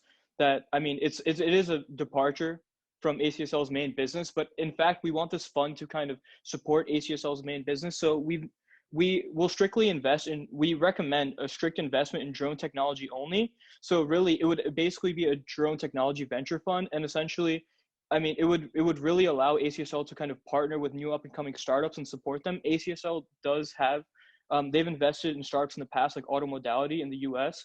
So they have a track record of investing in startups. So we recommend that ACSL establishes a venture fund not only to, I mean, because it can prove to be profitable, but its main purpose is to essentially expand business, build partnerships, and overall become a big player in the drone industry. If that answers your question. Over to Stacey. So you talked about why you want to expand into the US. Can you talk about why you don't want to go after any other regions? Why only the US? So we looked into many different global markets. So for ACSL, they have a complete monopoly in Japan and almost no presence in other markets. So for example, in China, the market is much too oversaturated for us to enter. So Chinese manufacturing has taken over the entire drone industry there. And the American market is a little bit saturated, but I feel like with our startup plan, we would gain a pretty decent footing here. There's not too much competition, and by buying one of the companies that we've listed before, we would already gain a substantial footing here. Additionally, in order also for that, if you look at our recommendation to establish U.S. operations, there is a graph there that we developed that shows that the U.S. outpaces China and any other competitors by at least $13.5 billion in spending. Okay, and over to you, Pablo. I guess my question is more around like, if you, as an investor and thinking about the competitive environment, do you think that the company is something where they are kind of the lead in their space? Or if you guys were investors, would you recommend another company in this space, or how would you kind of stack it up with the competitive environment? Well, if we're talking within the Japanese drone space, we feel that ACSL is really kind of unique with what it does. It's the only company within Japan, I believe, with autonomous drone technology that works without GPS. And overall, not many companies have developed it. We do see ACSL as a market leader, especially within Japan. Not really outside of Japan, but so if we were to like, can I ask you a clarifying question? Yeah. So do you mean overall in the Japanese market or the global market? Global. Like, well, in the global market, then no, I wouldn't necessarily pick ACSL at the moment because ACSL's global, it doesn't have that large of a global presence. So we would actually recommend a different company instead of ACSL. Who do you have in mind? DJI. They're a very big company and very large Chinese-based company. They have a large percentage of not only the American market, but a lot of other foreign markets, and they're really the leading drone company at the moment. Great, thanks. Fantastic. We really appreciate all of your work, Team 6. We are looking forward to having you back in the room. I recommend coming around 4:50 p.m. Pacific time. As the judges deliberate, we'll be playing some games and having a couple of slides. Great. All right. Thank you, everyone. All right. Thank you so much. Thank you for your time. Thank you for your time. All right. Thank you. Have a good night. Hello. Hello and welcome, Team 7. 3, 2, 1. Good afternoon, honorable judges. We are the Rich Consulting Group. My name is Cindy, and these are my teammates, Alan and Parsa. Today, we will present to you a global expansion strategy for ACSL, a leading Japanese drone company whose current objective is to establish a strong international presence. However, the problem we face today is that an expansion strategy would be unprofitable with the current revenue model and unfeasible with such a high dependence on grants instead of revenue. My partner, Parsa, will now explain to you. Next slide. Thank you. So we broke down ACSL's problem into 4 sub-main issues. The first 2, the unexploited economy of scale and high customizability, leads to a larger issue of high prices. Changing grant income and the COVID recession has caused a decrease in the overall drone market size. Both of these problems lead to low sales and creates an environment of high costs, which means unprofitability. Next slide, please. We broke down these issues further down. So to start with, let's start with the economy of scale one. This means that the company has high fixed costs while not making the maximum amount of drones. So they spent 290 million yens in fixed costs just in 2019. And they have over 45 drones in unused capacity, which costs them profit when they don't fulfill this capacity. If the company is able to sell more, these costs, the fixed costs, won't go up, which will mean that the profit margins will necessarily increase since they're selling more drones. The second issue of high customizability is great for the quality of the product because it's a feature, of course, but this means that the supply chain can't be standardized because all the drones are different. As a result of this, what happens is that prices within that supply chain of what it costs to make the drone go up, And so as a result of this, the prices of the drones themselves also go up. The third issue is that the company has a sort of dependence on grants. So grants covered a large portion of the company's expenses just in 2019 because they received over 200 million yen in grants. This is a dangerous habit as the company should be self-sustaining. And this is evident by the fact that in 2020, their grant income was decreased, which caused them a large decrease in their overall income as well. The fourth issue, which is the recession issue, has caused a 40% decrease in Q2 2020 sales. And so as a result of this, we believe that the expansion should be after the COVID second wave as to mitigate the harms that would be associated with it. Next slide, please. On the left of this slide is a competitor analysis with 5 key competitors and 5 criteria for comparison. While 3D Robotics, GoPro, and Boeing have political advantages, only DJI and Unique are in the commercial drones market, which is ACSL's focus, and as such, they are our competitors. On the right is an environmental analysis. The market has a high barrier to entry due to funding and high technology and a positive growth forecast, both of which means potential for market share. For ACSL, supplier power is weak as everything from manufacturing to sales is conducted through the firm. However, buyer power is high as they are fully customized to customers' needs. Finally, there are few substitutes and complements in the market as drones are usually independent of other gadgets. Next slide. We also did an internal analysis to explore ACSL's competency in the global market. As shown on the slide, we evaluated ACSL's corporate leadership, core technology, and customizability. We believe that ACSL corporate leadership is extremely valuable, very rare, can be imitated, but highly organized. We think that its core technology is pretty valuable, somewhat rare, but imitable as many drone companies now possess a video slam technology and lidar sensors.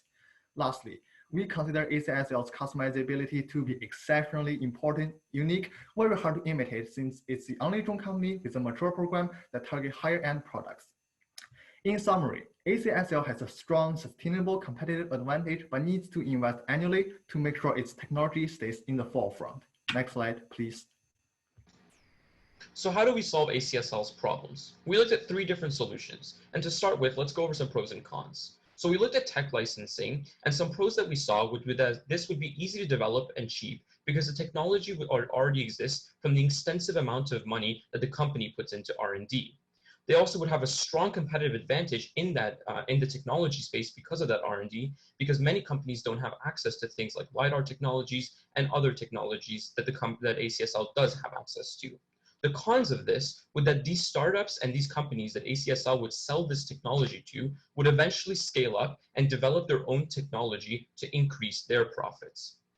A second solution of lower prices would have if it were to be successful, would be very effective because the company would have a strong competitive advantage in tech, which it already possesses, and no disadvantage in price anymore as compared to where it used to have a disadvantage in price before. And so as a result of this, it would be very effective at competing with the other drone companies. But this would be very expensive and long-term because it would require changes all across the supply chain because the company's product line would need to be completely overhauled. And the likelihood of success would be low when directly competing with companies like DJI and Unique, who have much larger budgets and are multi-billion-dollar companies. The third solution we looked at was finding underserved markets.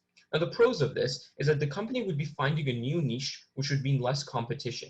And so as a result of this, it wouldn't actually be in direct competition with DJI and Unique, which would be selling lower end products.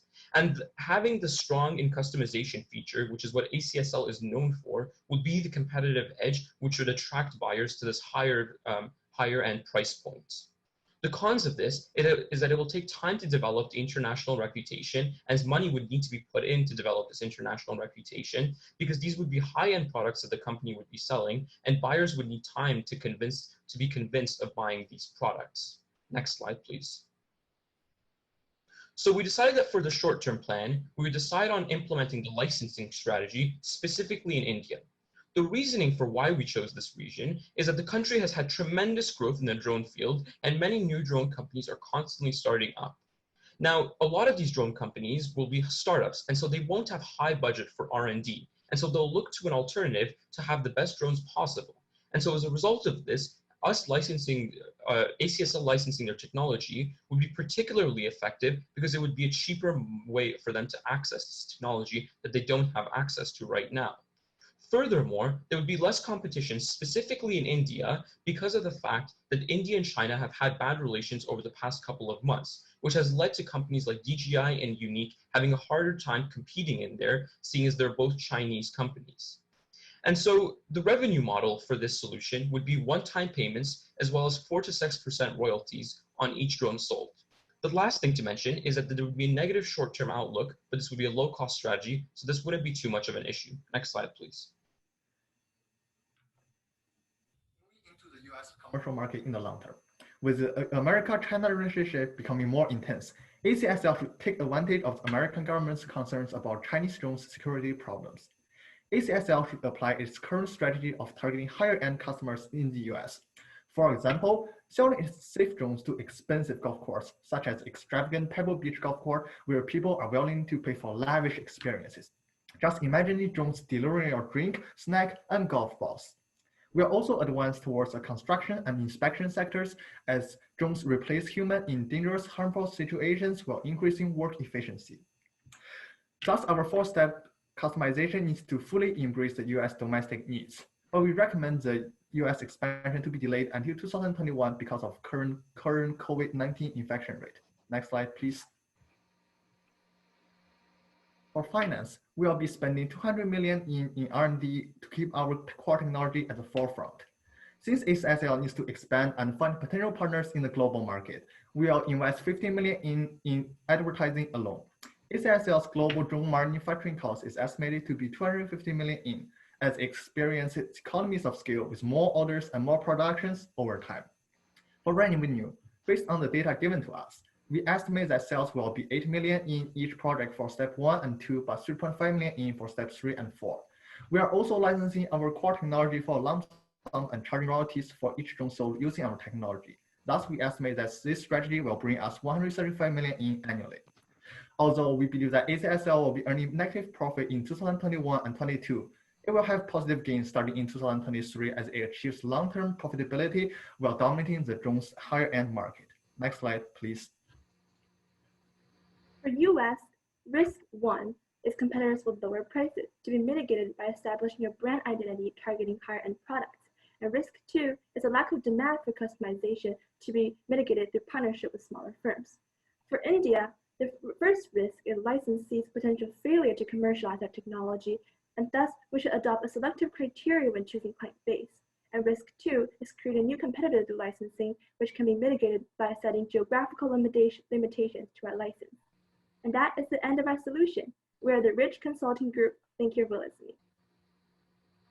Thank you, team. Fantastic job, and we are very excited to jump into questions with you. So I'm going to count it down again. You're going to have 5 minutes. So we're going to begin in 3, 2, 1. And what judge would like to kick it off? I'll send it to Stacy.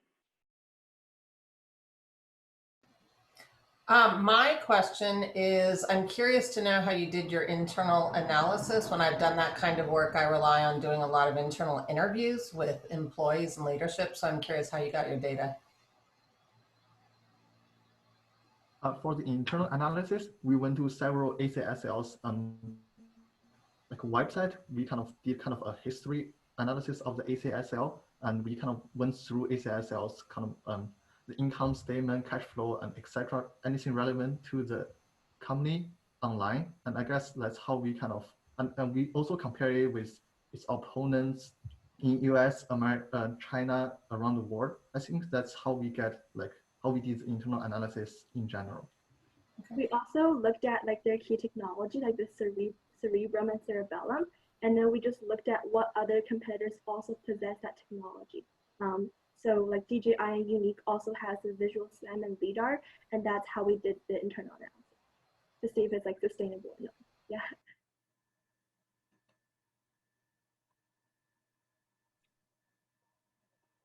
I'll go next. Great analysis, folks. A couple of questions. One on the technology and one on the business model. So on the technology front, did you actually validate based on your own research that there is a significant technology advantage of the cerebellum technology, core technology? And in that context, who is the nearest competitor from a similar technology perspective? And a question also on the business model, on the technology licensing, the time it takes for the revenue from the royalties to show up can be several years for two reasons. One, you have to integrate the technology into your final product. And then for the product to actually get traction, driving adoption of the product, it takes a fair bit of time for the licensee to be successful and to share the royalties with you. So have you taken that into consideration in terms of the timing of the revenue? Sure. So to start with the first one, in terms of the technology front, so we verified in terms of like how unique the technology is and how ahead it is by looking at other competitors. So we specifically did research based off what we knew, which is that it had access to things like LiDAR and image processing, things of that nature. And so we looked at that and then we compared it to other companies. And what we found was that companies possessed this technology, but they weren't licensing it. And they were keeping it as proprietary to themselves. And so the companies that did possess it, there were very few of them. So there were companies like DJI and Unique, which we mentioned, but there weren't very many of them that actually were able to successfully develop something like LiDAR. And then secondly, on the business front, we think that while the royalties will take some time to come in, we considered this in the sense that we actually allowed for the one-time payments. So the one-time payments will kind of act as a barrier for us to actually keep this strategy profitable until the long-time royalties come in the later term. And you think the market will bear 15 to 16% of the cost of the development as a technology licensing fee, which is what you were recommending, right? Yeah, for sure. Just because we looked at how much money we put into R&D, or ACSL puts into R&D, and so it shows that developing drone technology is incredibly expensive. And so it shows that they would be willing to bear this 15 to 16% cost, not to bear the cost that ACSL bears themselves. Yeah, just to add on that, we said that we will be investing a total of 200 million in R&D. 15% would mean that's only 30 million in for a company to pay for a lump sum. So I guess that's not a lot of money. And also since you're using our advanced technology, I guess it's a mutual benefit for both of us.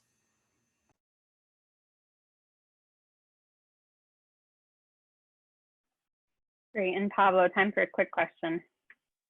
Yeah, no, I was just going to say, when we think about in terms of the overall industry, do you guys have a favorite A region and B competitor within that region? So if it's US, do you think it's ACSL that has the biggest potential, or do you think it's DJI? Obviously not, because they got banned, but what region do you think is the most attractive for drones, and what company do you think is most well positioned?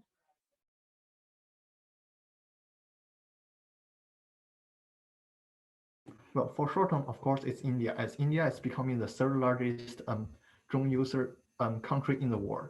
But also America has a lot of potentials because there's high demand for drones in the America market. But since a lot of Chinese companies are getting whether banned or excluded, I guess that also will leave us a lot of opportunities, since Japan and America has a great relationship since 2000 something. Fantastic job, team. Thank you so much for your time and efforts. We will be seeing you back around 5 p.m. Pacific time. That's what it's looking like. So we'll see you soon. Thank you. Thank you. Okay, I'm going to share my screen again.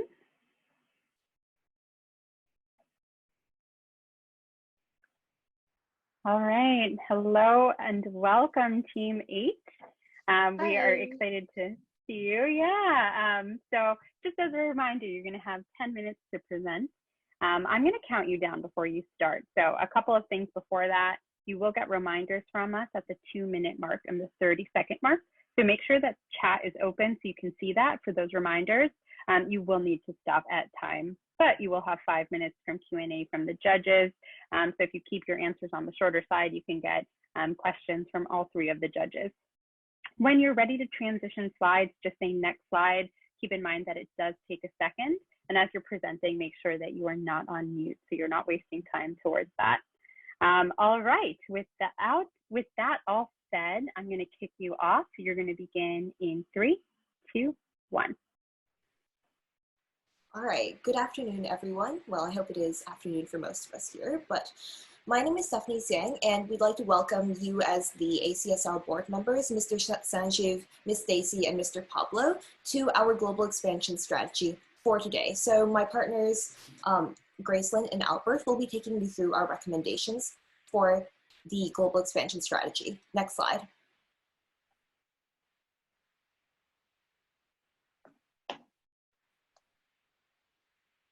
I think you may be on mute. Oh, I'm so sorry. Okay. I'll start again. Okay. To begin, our in-depth analysis of ACSL yielded one key takeaway.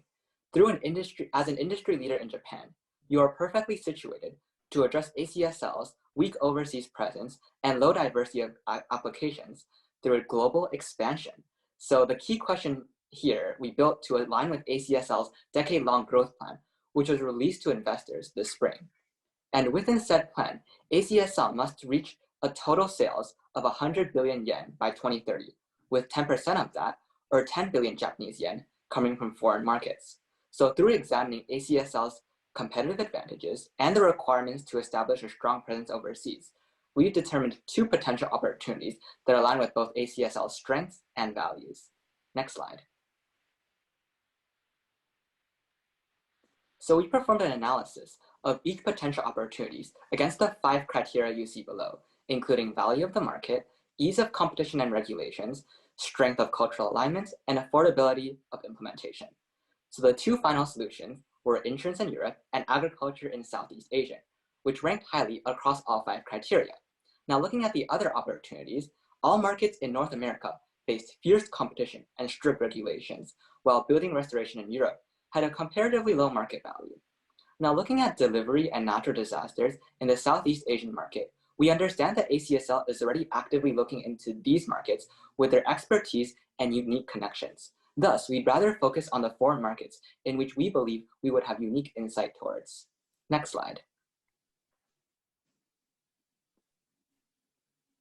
The first opportunity we recommend ACSL pursue is using drone technology to survey and monitor palm oil plantations. We recommend focusing on Indonesia and Malaysia, as they produce over 85% of the world's total palm oil supply. How drones can be used is that they can assemble comprehensive maps of the land via imaging. Plus, they can be used to detect diseased palm trees and areas that need replanting. Traditionally, this was all done using manual labor, and so was monitoring plantation fires. Last year, Indonesia's palm oil industry lost $5.2 billion due to fire damages alone. Using drones is safer for workers and also a lot more efficient. So just to give you an idea, in one day, a worker could cover around 5 hectares, while a drone can survey 2,500 hectares. Now, another factor contributing to the adoption of drones is a shrinking labor pool, and this is affecting the entire industry.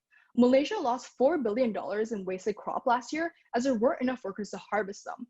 Plantation owners need the labor force to be focusing on increasing crop yield, so they'll be more likely to adopt drone technology for surveying and mapping, as it's also very labor intensive. Next slide, please. So since this use case is actually relatively new, there are a few direct competitors. The only public example so far is Inside Robotics. They're a drone service provider and they have a very strong local presence. They've done 6 projects with 4 of the biggest palm oil companies. In addition, there are other competitors such as Terra Drone. There are other drone service providers who've done projects in other industries such as oil and gas, but they can easily transition to palm oil plantations. In terms of ACSL, it's actually uniquely positioned as a manufacturer. They can provide custom solutions to its clients, fitting the drones with any specific sensors that their clients need. However, its drone's flight time is severely lacking, as it's under half of its competitors in the region. It's not very useful. The drones can't stay in the air for very long. In terms of clients to target, big private plantations or companies should be focused on, as they make up 50 to 70% of plantation owners, as you can see in the graph right here. They have larger areas to survey and have a larger budget for agricultural technologies. Next slide, please. So the second opportunity we have actually leverages ACSL's existing experience in inspections. So we're going to be talking about Germany's property insurance industry, which is actually valued at almost 100 million US dollars in terms of solutions that drones can be used for. The biggest problems insurance companies in Germany are currently facing are: one, fraudulent insurance claims, which cost them up to 4.7 billion US dollars per year. Two, increasing risk of natural disasters from global warming, which threaten insured properties. And finally, difficult to access locations, which put the lives of surveyors at risk. So how exactly are drones supposed to help here?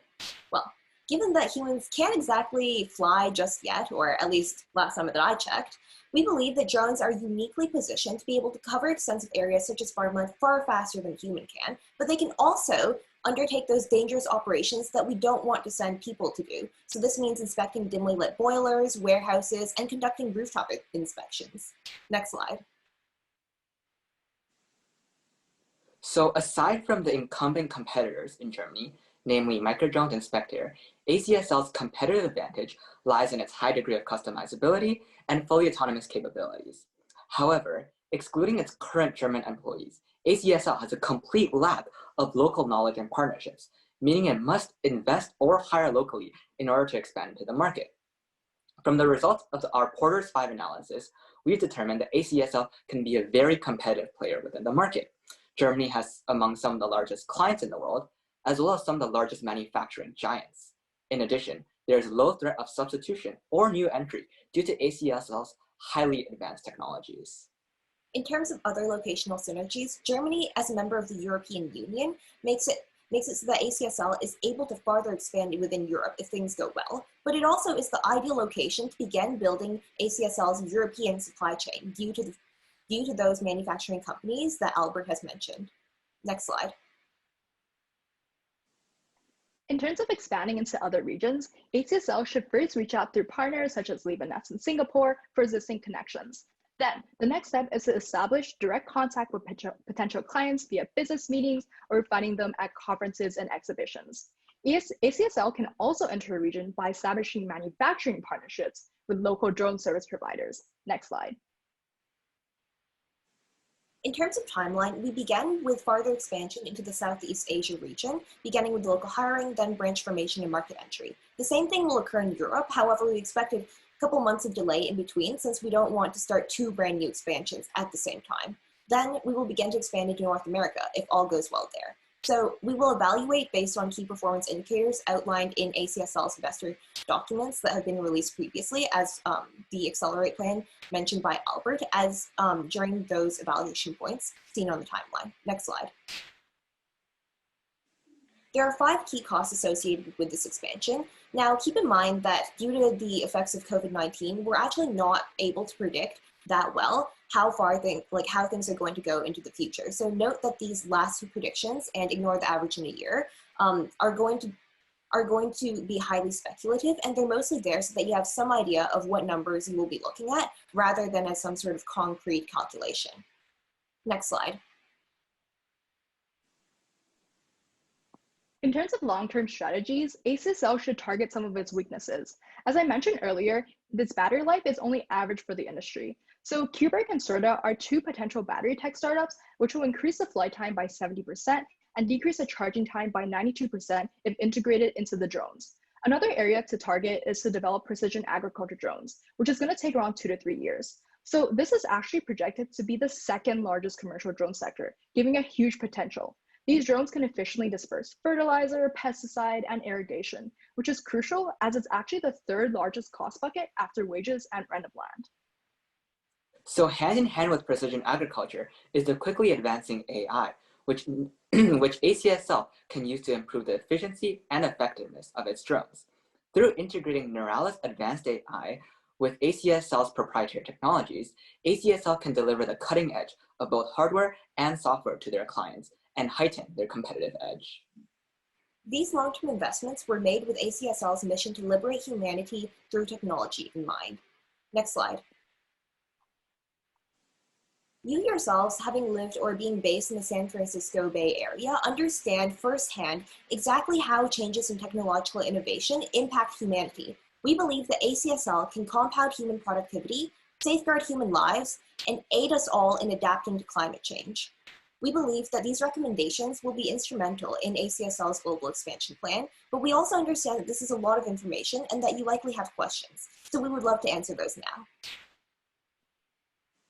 Okay, fantastic. I should call you guys Team Blue because you've had such great color coordination through your deck and backgrounds. Thank you. All right, so I'm going to count you down again for questions. We've been doing this without slides just to make it feel more intimate, but if you want me to pull up anything in the appendix, please don't hesitate to let me know. All right, we'll begin questions in 3, 2, 1, and I'll send it over to Pablo. Great. So great job, guys. The presentation looks really pretty. In terms of page 9, when you think about the financial projections and investments, it seems like you very much skewed towards acquisitions over marketing and a branch footprint. Do you guys want to talk a little bit about what the rationale was behind focusing on acquisitions and like what the strategy behind that is going forward for the next 3 to 5 years? Okay, so essentially what we really wanted to do is we know that ACSL is really big on technological innovation, or at least that's what we've gathered from ACSL's website and all of the investor documents that they've put out. So what we want to do is we want to ensure that the technology is absolutely there. Since we understand that most of the marketing will actually be through those local people who are on the ground who are selling ACSL's drones. And within like technological innovation, we understand like half of it is marketing, how you're able to present yourself, how you're able to present this drone, and really make it clear to your clients that this is going to be value added to their company. But I also want to, oh, sorry, go ahead. My apologies. But we also want to make sure that we're actually up to standard with the drone competitors in that area. I just want to add in that currently ACSL's marketing strategy is that they adopt a few business clients and generally have a commercial focus. Now, the thing with marketing is that it's still generally targeted towards consumer drones. And so through acquisitions and startups, you'll have those connections through the commercial connections. And so therefore, it's a lot more better for us to focus on acquisitions rather than marketing.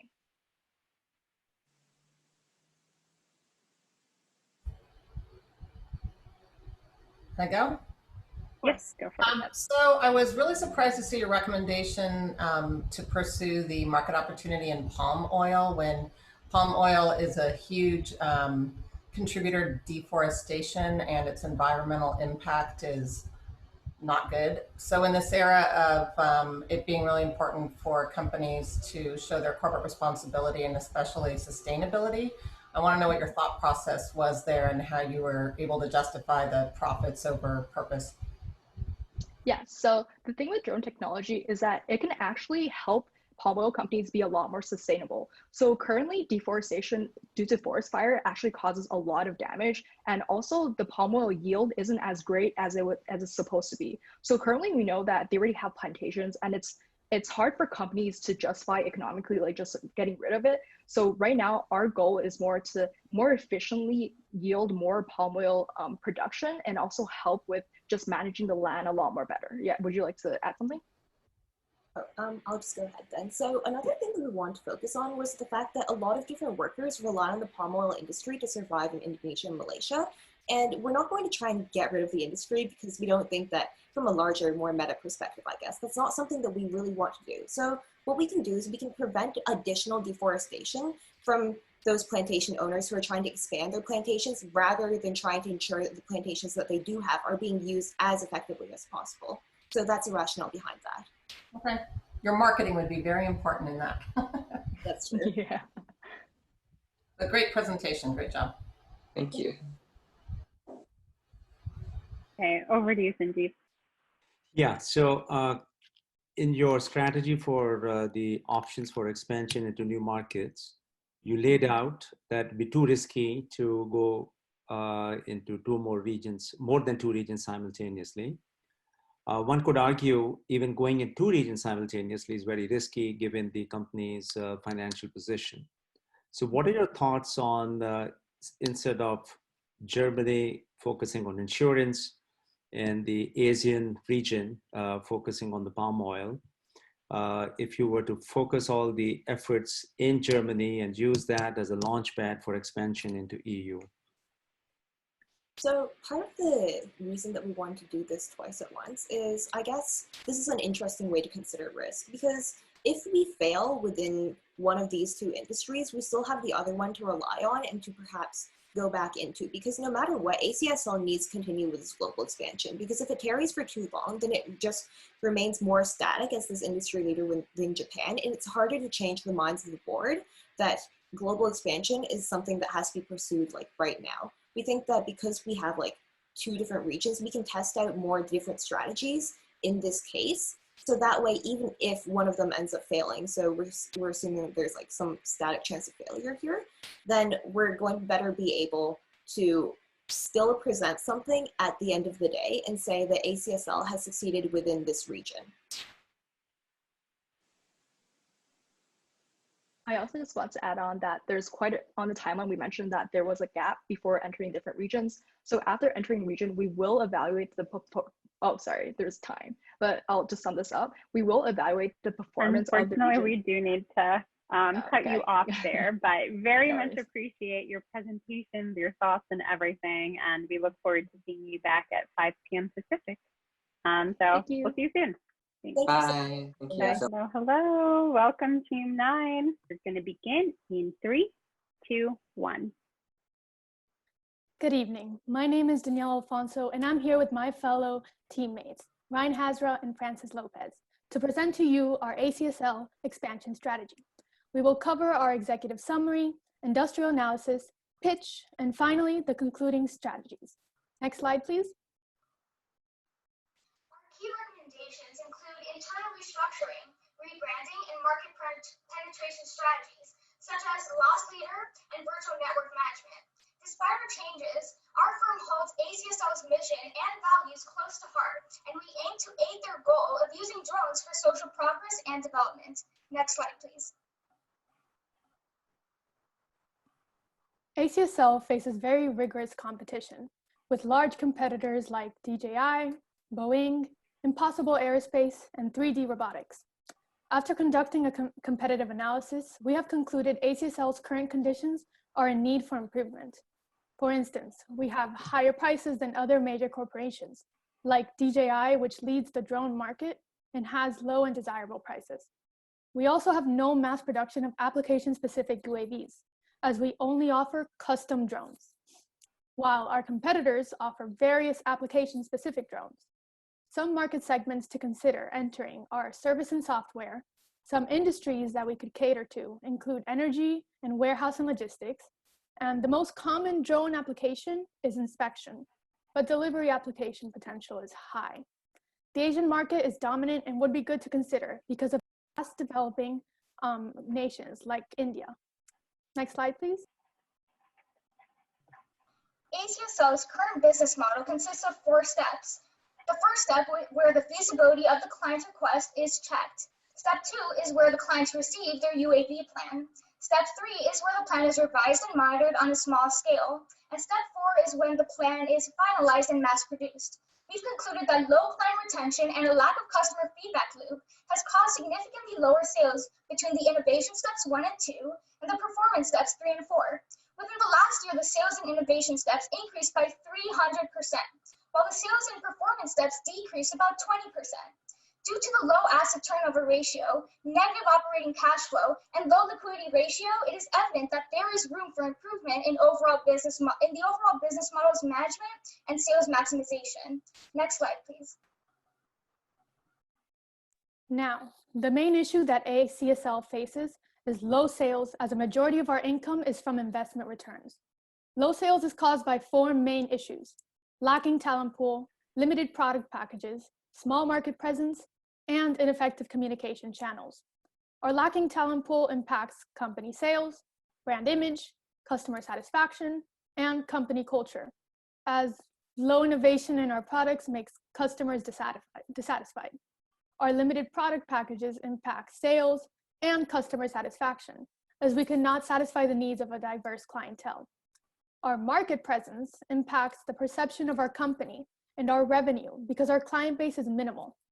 and effective communication channels mainly impact company cultures, sales, and customer satisfaction, as customers and employees themselves feel unheard, which influences our productivity. Next slide. Our internal restructuring plan consists of two key parts. Number one is the creativity cycling program, and number two is the introduction of bottom-up communication channels. This creativity cycling program, or CCP, is an employee training and exchange program that places our employees into targeted training environments to improve their skills, and then gives graduates of the training program the opportunity to gain market experience in our company or the supplier's company. The CCP has two phases: the preliminary training program, which is aimed at personal development in a highly competitive and individualistic environment, and the peer mentorship program, which is aimed at team building and enhancing innovation in a collaborative environment. After employees graduate from our training programs, they will be able to gain experience by working at the supplier's company. They will be given a long-term position at our company, or they will be entered into an employee referral program, as seen by the diagram on the slide. The second aspect of our internal restructuring plan is the implementation of bottom-up communication channels, which will allow higher level management to keep up with shifts in customer demand or market needs based on the input from employees on the ground. Now, in terms of risks, the CCP will increase our SG&A expenses. To minimize the negative impacts of increased expenses, we propose diversifying product lines to target new market segments and create new streams of revenue to try to absorb some of the losses. Next slide, please. ACSL must also rebrand the company from an internal and external standpoint. This is necessary in order to achieve higher client retention rates, improve recognizability, and attract new employees. Our main external rebranding strategy is creating refined product lines where the company will offer 1, mass-produced drones without customization, 2, software integration services for client companies, and 3, the traditional custom drone package. Our mass-produced drones without customization can help us enter a new market segment where we rent out drones or allow for shared purchasing of ordinary inspection drones. The next step in our external rebranding strategy is refining the brand logo and adapting a new, more unique brand name. Some examples, as you can see, are Pegasus, Aviaction, and Autonomous Control Enterprise, or ACE Propellers. Lastly, our internal rebranding strategy is aimed at drawing in new employees and places emphasis on the extensive training offered by the CCP initiative and on ACSL's unique and fun corporate culture. Next slide.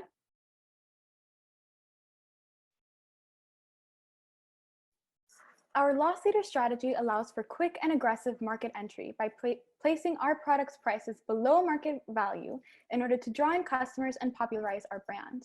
Our loss leader strategy would happen in 6 direct steps. First, we would need to evaluate our supply chain and cut out any unnecessary expenses to ensure we don't take on avoidable losses. The second step is to determine competitive pricing. So we need to evaluate how our competitors price their goods and services. Step 3 would be to ensure that the company can handle any losses that we would take on by selling below market value. The fourth step would be to actually enter the market, where we enter below market value and use aggressive marketing techniques to draw in clients. The fifth step is to lure in our customers with low prices and sell our other products and services either at or above market value to begin compensating for the initial losses.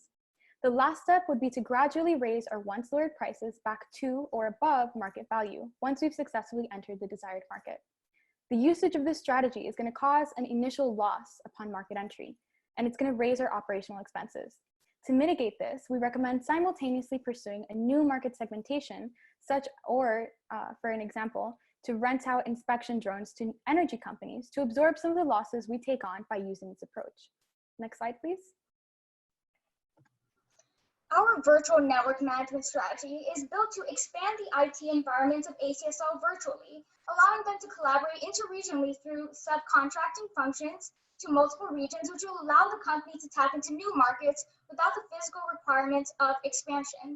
The virtual network management operation consists of building the physical underlay in 4 steps. First, configuration, which is the foundation for replacing human operators with virtual machines.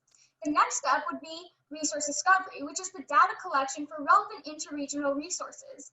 The third step is to manage those resources, linking the physical network to request received. Finally, the last step is monitoring through quality checks.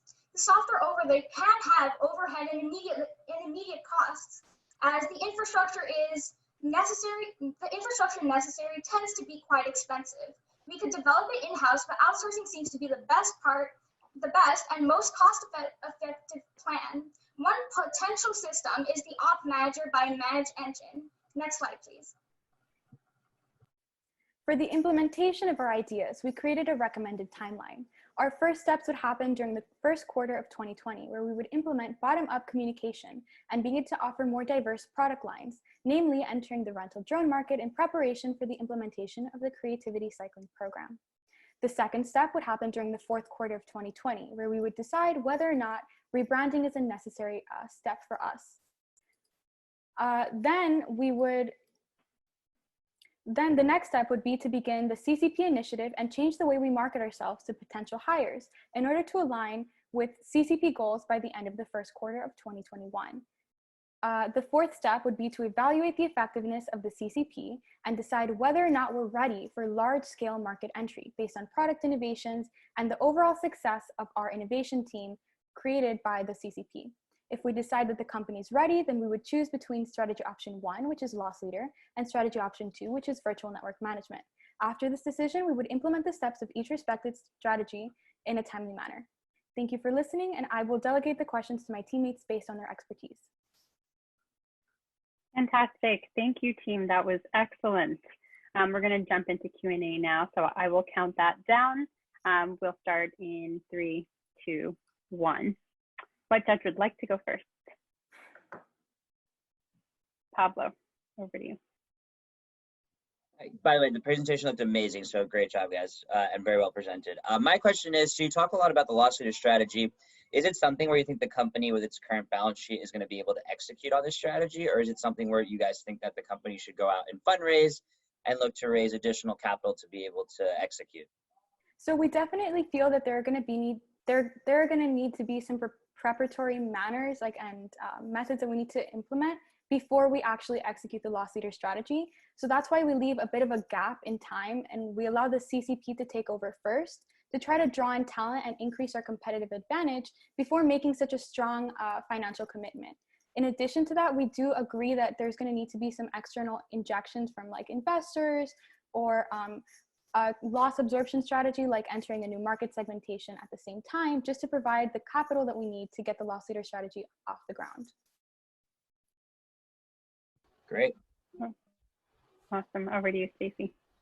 Great job, guys. So when you did your analysis of the company, you painted kind of a dismal picture. Maybe dismal is too strong a word, but you had a lot of sort of weaknesses and challenges to point out. I'm wondering what you think is their strongest competitive advantage. What stands out to you? So I think I can take this question. I feel that our company's strongest competitive advantage is two things. Number one, our location. We're centered in Japan, which is a highly developing and quick growing market in the drone industry. They're projected to be the 4th largest drone market by 2025. So we have a lot of potential for growth and domination of market share in that aspect. In addition to this, our company in particular is excellent at software integration and customizing drones, which is unique and allows us to stand out from our competitors in the market. The only offset to this competitive advantage is the price point.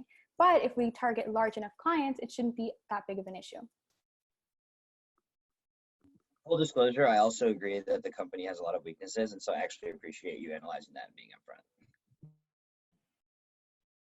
Great, and over to you, Sanjeev. So on your issue diagnostics, if you had to rank order, what's the single biggest problem that you would want the company to address first? Definitely our lacking talent pool. So if we don't have talented and innovative individuals on our team, creating new products and making advancements in technological facilities and services that our company can provide, there's no real way that we can actually compete with other companies or even add value to our customers at all. And how did you obtain this data? By talking to the folks back at the company, or? Yeah, so we went through the case file, and we were analyzing the climate retention between the first stage of sales in our business model, which is proof of concept and small scale implementation, versus the second phase, which is steps 3 and 4, which talk about mass production. So we saw that we're losing a lot of our clients after the first step, which is proof of concept. This indicated to us that there's an issue either in the communication of our clients, like between the clients and the employees on the innovation team, or that we're just lacking innovation overall. So we decided to implement bottom-up communication to target these issues and to try to draw in new, fresh employees that are innovative. Fantastic. And any follow-up questions from the judges? No? Okay, thank you so much, Team 9. We are looking forward to seeing you very shortly, actually. So please come back on by around 5:05 p.m. Pacific time. Thanks all. Hello and welcome, Team 10. It looks like all of you are connected and on. You'll begin in 3, 2, 1. Hi, I'm John. I'm Shivam. I'm Aditya. I'm Kostub. And this is our presentation on the future of autonomous drones, ACSL. Next slide. So today, our business proposal builds off of a couple of problems. First, customization for each client is very unsustainable and leads to high research and development costs. The second thing is that as a result of these high upfront costs, the time between small-scale development to mass production is 1 to 2 years, draining both ACSL's and the client's chances for growth. So a solution is specifically focused on expansion into several key markets.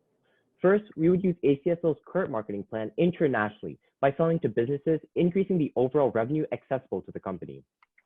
Second, we would play off of ACSL's competitive advantage in GPS-denied navigation by moving forward towards selling their drones to governments for the purposes of disaster relief. Finally, the combination of new markets and a subscription-based model allows for increasing the bottom line to compensate for the high research and development costs, thus moving ACSL towards an increase in profit. Next slide, please. Delving deeply into the problem, we find out the root cause is indeed the high R&D cost. For context, in 2019 alone, a whopping 45% was the proportion between R&D compared to the total sales. And although rising revenue has helped decrease this figure to just 22% in 2020, there's still room for improvement to expand this bottom line. R&D causes high switching costs, which are both financial and time constraints for new potential clients. So our goal here is to actually reduce these initial hurdles to attract more customers. To expand to new markets, our solution aims to reduce these switching costs. Next slide. Our proposed solution has 2 key components. The first is external and focuses on expanding into new markets, and the second is internal and focuses on the drone development themselves. So the target market for ACSL is to establish a business-to-government model, specifically targeting governments in Asia, including Japan, China, and eventually India. This market is worth a staggering $160 billion and is strategic for ACSL, as being based in Japan, they already have a strong foothold within the Asian market. But furthermore, these same regions experience more than 200 natural disasters per year, more than anywhere else in the world, making them a prime client. But secondly, we want to target construction businesses in North America in a B2B model, a region that has increasing infrastructure development and thousands of miles of pipeline that could benefit greatly from autonomous drone inspections. But on the internal end, we aim to standardize drone models by moving toward a modular system of building drones rather than manufacturing drones from the ground up for every client. With these changes, we will be able to see an increase in ACSL's global market reach, decrease in their R&D costs, and a functionality that is much more efficient. Next slide. So here we can see a diagram depicting the size and growth of the drone market across the globe. And as we can clearly see, the fastest growing drone markets in the world are currently those in Asia and North America, with the single largest drone market in the world being the United States, with a market evaluated at approximately $17.5 billion. This means that if ACSL can get their foot in the door of these markets, there will be massive opportunities for growth in the near future. Next slide. So here we have a slightly more in-depth analysis of these markets in which we analyzed each region for its political stability, regulations regarding autonomous drones, level of urbanization, and size of drone market. And although the slides seem to get a little bit messed up in transferring, as you can clearly see from our total column, the most attractive markets for ACSL to join right now are Asia and North America. Due to the large number of natural disasters that happen in Asia, and the fact that some Asian governments don't have the same level of resources available as the United States, for example, when it comes to disaster relief, this is a really great opportunity for Asian governments to cut down on their disaster relief costs through using autonomous drones, and a great opportunity for ACSL to open up to a new market and make a big impact. On the other hand, we recommend ACSL focuses on B2B inspection and maintenance work, such as inspecting pipelines or construction sites in North America, with an emphasis on the United States, largely due to the United States having a large amount of pipeline and other such infrastructure that could greatly benefit from autonomous drone surveillance. This B2B market is evaluated at almost $3 billion and is projected to grow rapidly in the next couple of years, meaning that this market is also a large opportunity for ACSL. Next slide.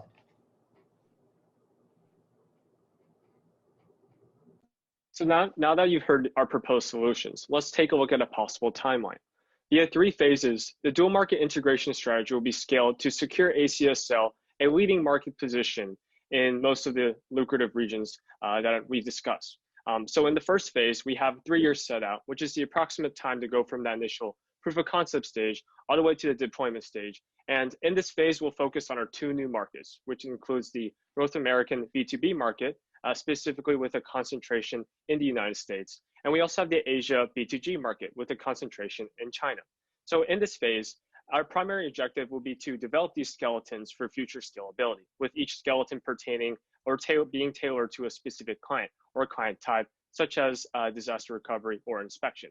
And once we are able to get a strong foothold in both of these regions, we'll be able to expand to other regions that are also going to be lucrative for the company in the later phases 2 and 3. Next slide. So now that we've looked at our strategy, let's take a look at the impact. Now the impact is twofold. First, ACSL's revenue streams will be split, increasing stability and long-term viability for the company.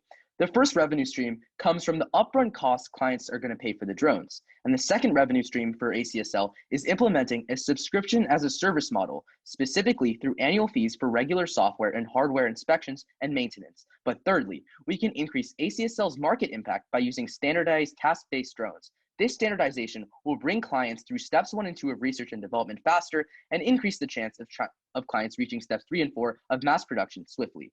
Furthermore, targeting governments will allow ACSL to break into new disaster relief markets, which will allow ACSL to attract more clients and diversify their revenue streams further. Next slide. So ACSL right now has a strong business model and top-of-the-line technology, even with a couple of minor flaws. So our solution hopes to play off on these skills to maximize the competitive edge on ACSL's market. As you can see by this diagram, having GPS-denied navigational technology is not present in any of the competition, meaning that ACSL is better able to match to their market. When marketing to a government, this unique technology would especially be beneficial in the field of disaster relief, with navigation without reception. Additionally, in the North American market, inspections would be many times more efficient with total autonomy in ACSL drones. Next slide. Here we've listed out some of the partnerships that ACSL has right now and some of the partnerships that ACSL needs to build up in order to effectively implement our solution and leave a lasting impact on international markets. On the manufacturing side of things, ACSL is currently partnered with companies such as NVIDIA, Sense Robotics, and NJS. We believe ACSL needs to also partner with organizations such as Sony and Panasonic in order to develop better cameras for their drones that will aid in their visual SLAM and AP3 technologies. In addition, ACSL needs to partner with upcoming battery companies such as Solid Energy Systems in order to develop more powerful and more efficient batteries that can support longer autonomous flight for ACSL's drones. On the other side of things, we have NPOs and NGOs, which are the humanitarian organizations ACSL needs to partner up with in order to leave an impact on the disaster relief market. We believe ACSL needs to partner with organizations such as UNICEF and Civic Force in order to effectively enter this extremely lucrative market that is expected to grow to nearly $40 billion globally in the next 4 years. Next slide. With a market expansion into the global drone market and with an already unique technology base full of intellectual property, ACSL will be able to greatly increase their revenue in addition to their overall growth.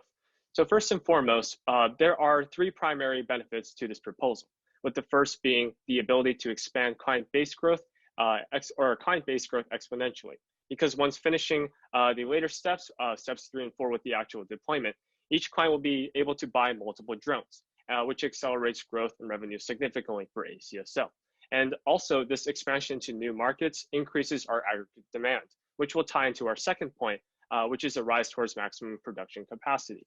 Currently, ACSL is not meeting that maximum production possibilities. And this is, of course, inefficient for ACSL.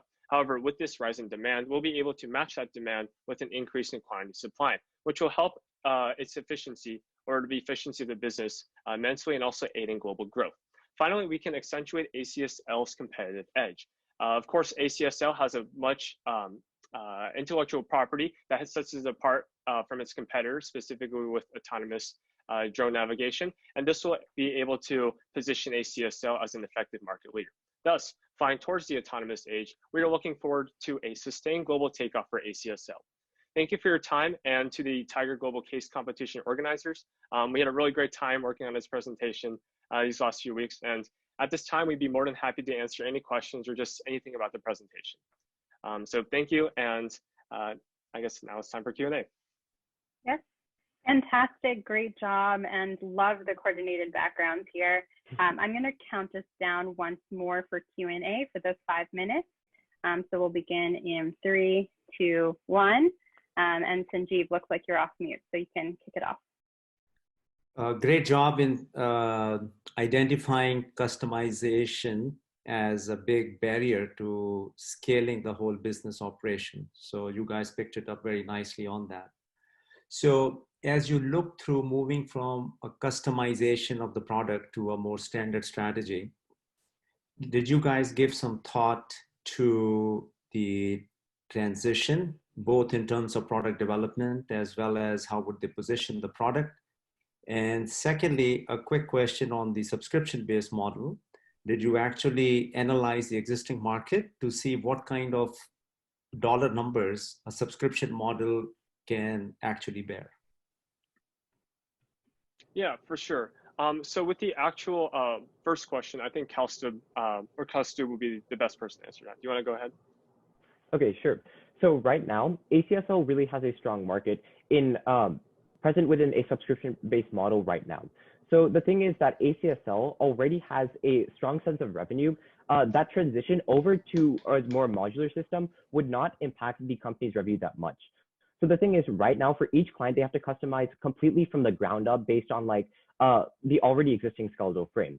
So with our modular-based system, we're having a high initial cost, but however, that would be offset by future decreases in overall cost for the company because we'd have a lot more clients coming in because of our extension plans.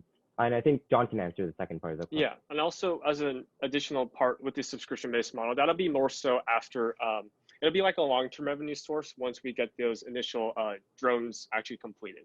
So it'll be like a subscription as a service model. So then with the actual subscription, right? We'll try to do that in the long term, and we don't actually have firm numbers that we've looked into. However, that's definitely something we can look into. However, as far as we know, the Japanese companies with the drones, they do have like an annual contractual renewal. And I believe that ACSL is a great example. So but one idea was also that we can actually decrease that contractual period to a quarterly, maybe 3-month period, so that that can actually increase the revenue numbers per quarter and also increase investor confidence. Over to Stacy.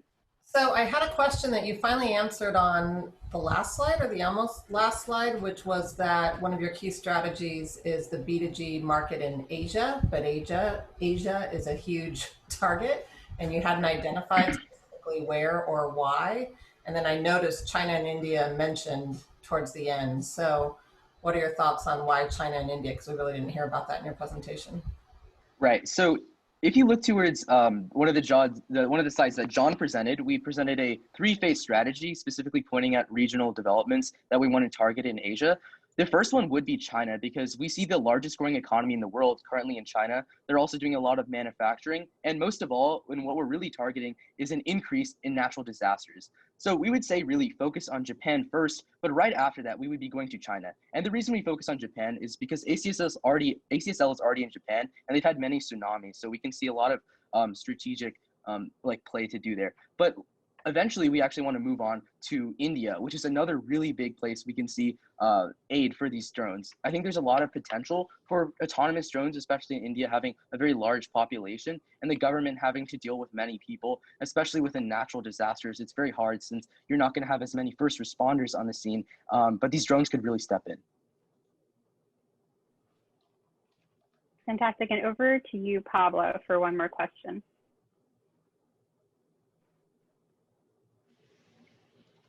It looks like, Pablo, you might be on mute. Sanjeev or Stacy, any additional question on your end? Yeah, I would first of all add that Asian countries are not the only ones facing frequent natural disasters. You know, California, which is where I live, is very rapidly striking up to the top. But I guess, did you actually look at the total investment required to see the kind of revenue impact that you will create? How much is the break even as a result of implementing? What's the break even period as a result of implementing your recommendations? Yeah. So a break-even point was approximately around 1.2 billion to 1.3 billion yen. I recall reading a statistic, just in general with like additional investment and like national expansion plans, which is about $11.5 million USD. And Aditya, do you want to just maybe talk about some other answers to the questions? Yeah, so as for the actual amount of investment that we believe we would need in order to effectively implement our strategy, we have not gotten any firm numbers on this yet, but do I finish up my response or just stop here? Unfortunately, we are going to just end it with time there, but we very much appreciate you all being on. And since you are the last team, you can just stay on right now as we sort out actually bringing the judges and Carrie into a breakout room. So Anushka, if you want to send them over. Thank you. Thank you. Thank you. Thank you so Thank much. you. Okay. I'm going to go ahead and announce the winners. It is a surprise for me as well. And so then Stacy is going to comment a bit more on the first place winners and why, and Sanjeev will talk on the second as well. So we have the winners as Team 7. Congratulations to Team 7. I will hand it over to Stacy now for comments. Yeah, first of all, we just want to say everybody did an amazing job. We were so impressed, and I can only imagine how much time all of you spent on this because the effort was clear and you all deserved very much to be here in this final, or I guess this is a semifinal round. You got here for a reason, is what I'm saying. So my thoughts, our thoughts on Team 7, one of the things that really qualified them as a winner, and by the way, the results were very close. The top teams came in really, really close. All of you displayed a tremendous ability to do your research and review data and have findings based on your data. Everybody did a great job of that. One of the things that Team 7 did especially well that put them head and shoulders above everyone is, I guess I shouldn't say head and shoulders, it was like a hair above everyone, was being very thoughtful and very strategic and coming up with findings and recommendations and insights that weren't just immediately obvious from the data alone, but really strategic business planning. So congratulations. And Sanjeev will talk about Team 5. Congratulations to all of you for a super performance. Very nicely done. And as Stacy mentioned, it was a very hard decision picking the winners. So as far as Team 5 is concerned, my congratulations again. I'll share with you our 3 specific reasons why you folks stood out. Number 1, I think a very important aspect of making any business recommendation is to have a tie-in to the actual implementation. And you folks did a very detailed analysis how the strategy maps into an actual implementation plan looking at the financials, and also being very specific about who the partners would be, looking at specific regions where you can have a much more realistic implementation of the strategy. So that was number one, being mindful of implementation. Number two, your key performance indicators. The fact that you thought about there are going to be KPIs that will be tracked throughout the implementation goes to show that you folks really understand what it makes to make a business successful. It's not just about outlining a grand strategy, but the details, the devils are always in the details. So a flawless execution is very important. And you demonstrated that by having KPIs that will be used to retroactively or proactively adjust path. The third thing that stood out was your creativity in terms of the solution. The fact that you picked up on a market which was not listed in the case study that went out, the region that you picked out was truly reflective of creative, but at the same time, realistic thing. Very impressive. Awesome. A round of applause for everybody. You did a great job, and especially a huge congrats to the winning team. Thank you everyone for competing and for the organizers for making this such an incredible experience for everyone virtually right now. So wishing you all the best of luck. You'll get invitations to some more webinars, and we hope that North America can take the final crown.